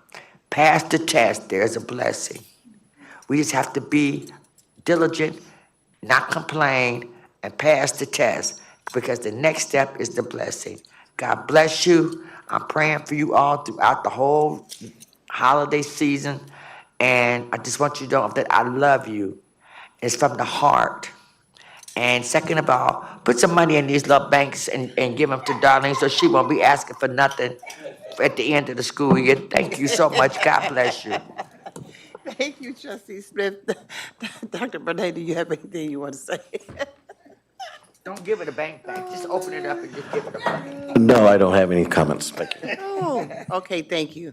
Well, I just have a few things I want to make the announcement. First is that our library, which is tomorrow, December the 10th, they have a program tomorrow. I believe it starts at what time, Priscilla? It starts at 4 o'clock. And they have some beautiful Christmas trees that's in our library, which they put up every year. Each organization, they come in and they put up a tree. So we do have a tree in there for Central High School. We have one for Roosevelt High School, and we have one for Senators. Cleveland Cliffs has a tree. The Friends of the Library have a tree. So what they want us, they asked me to ask the board and Dr. Bonet if you all would like to come in and take a picture tomorrow, if you can, with whatever tree you'd like to take a picture with. I'm going to have to take a picture with all three of them myself, but they asked us to come and join them tomorrow. The other thing is December the 13th at 2:45 to 4:30, Tamika Booms, that works for the foundation, we will be there helping the students with some scholarships that they would need to apply for. That's going to be at the Columbus Drive Library, December the 13th. There's also, I think we have Mr. Murphy. He has a play. When is it? Tomorrow, Friday, Wednesday, Dr. Bonet? And what time is that? Wednesday at 10 o'clock Wednesday at 10 o'clock at Block School. and Friday at 9:56 a.m. And there's us another one Friday, 9:56. Could you text me that? Okay. And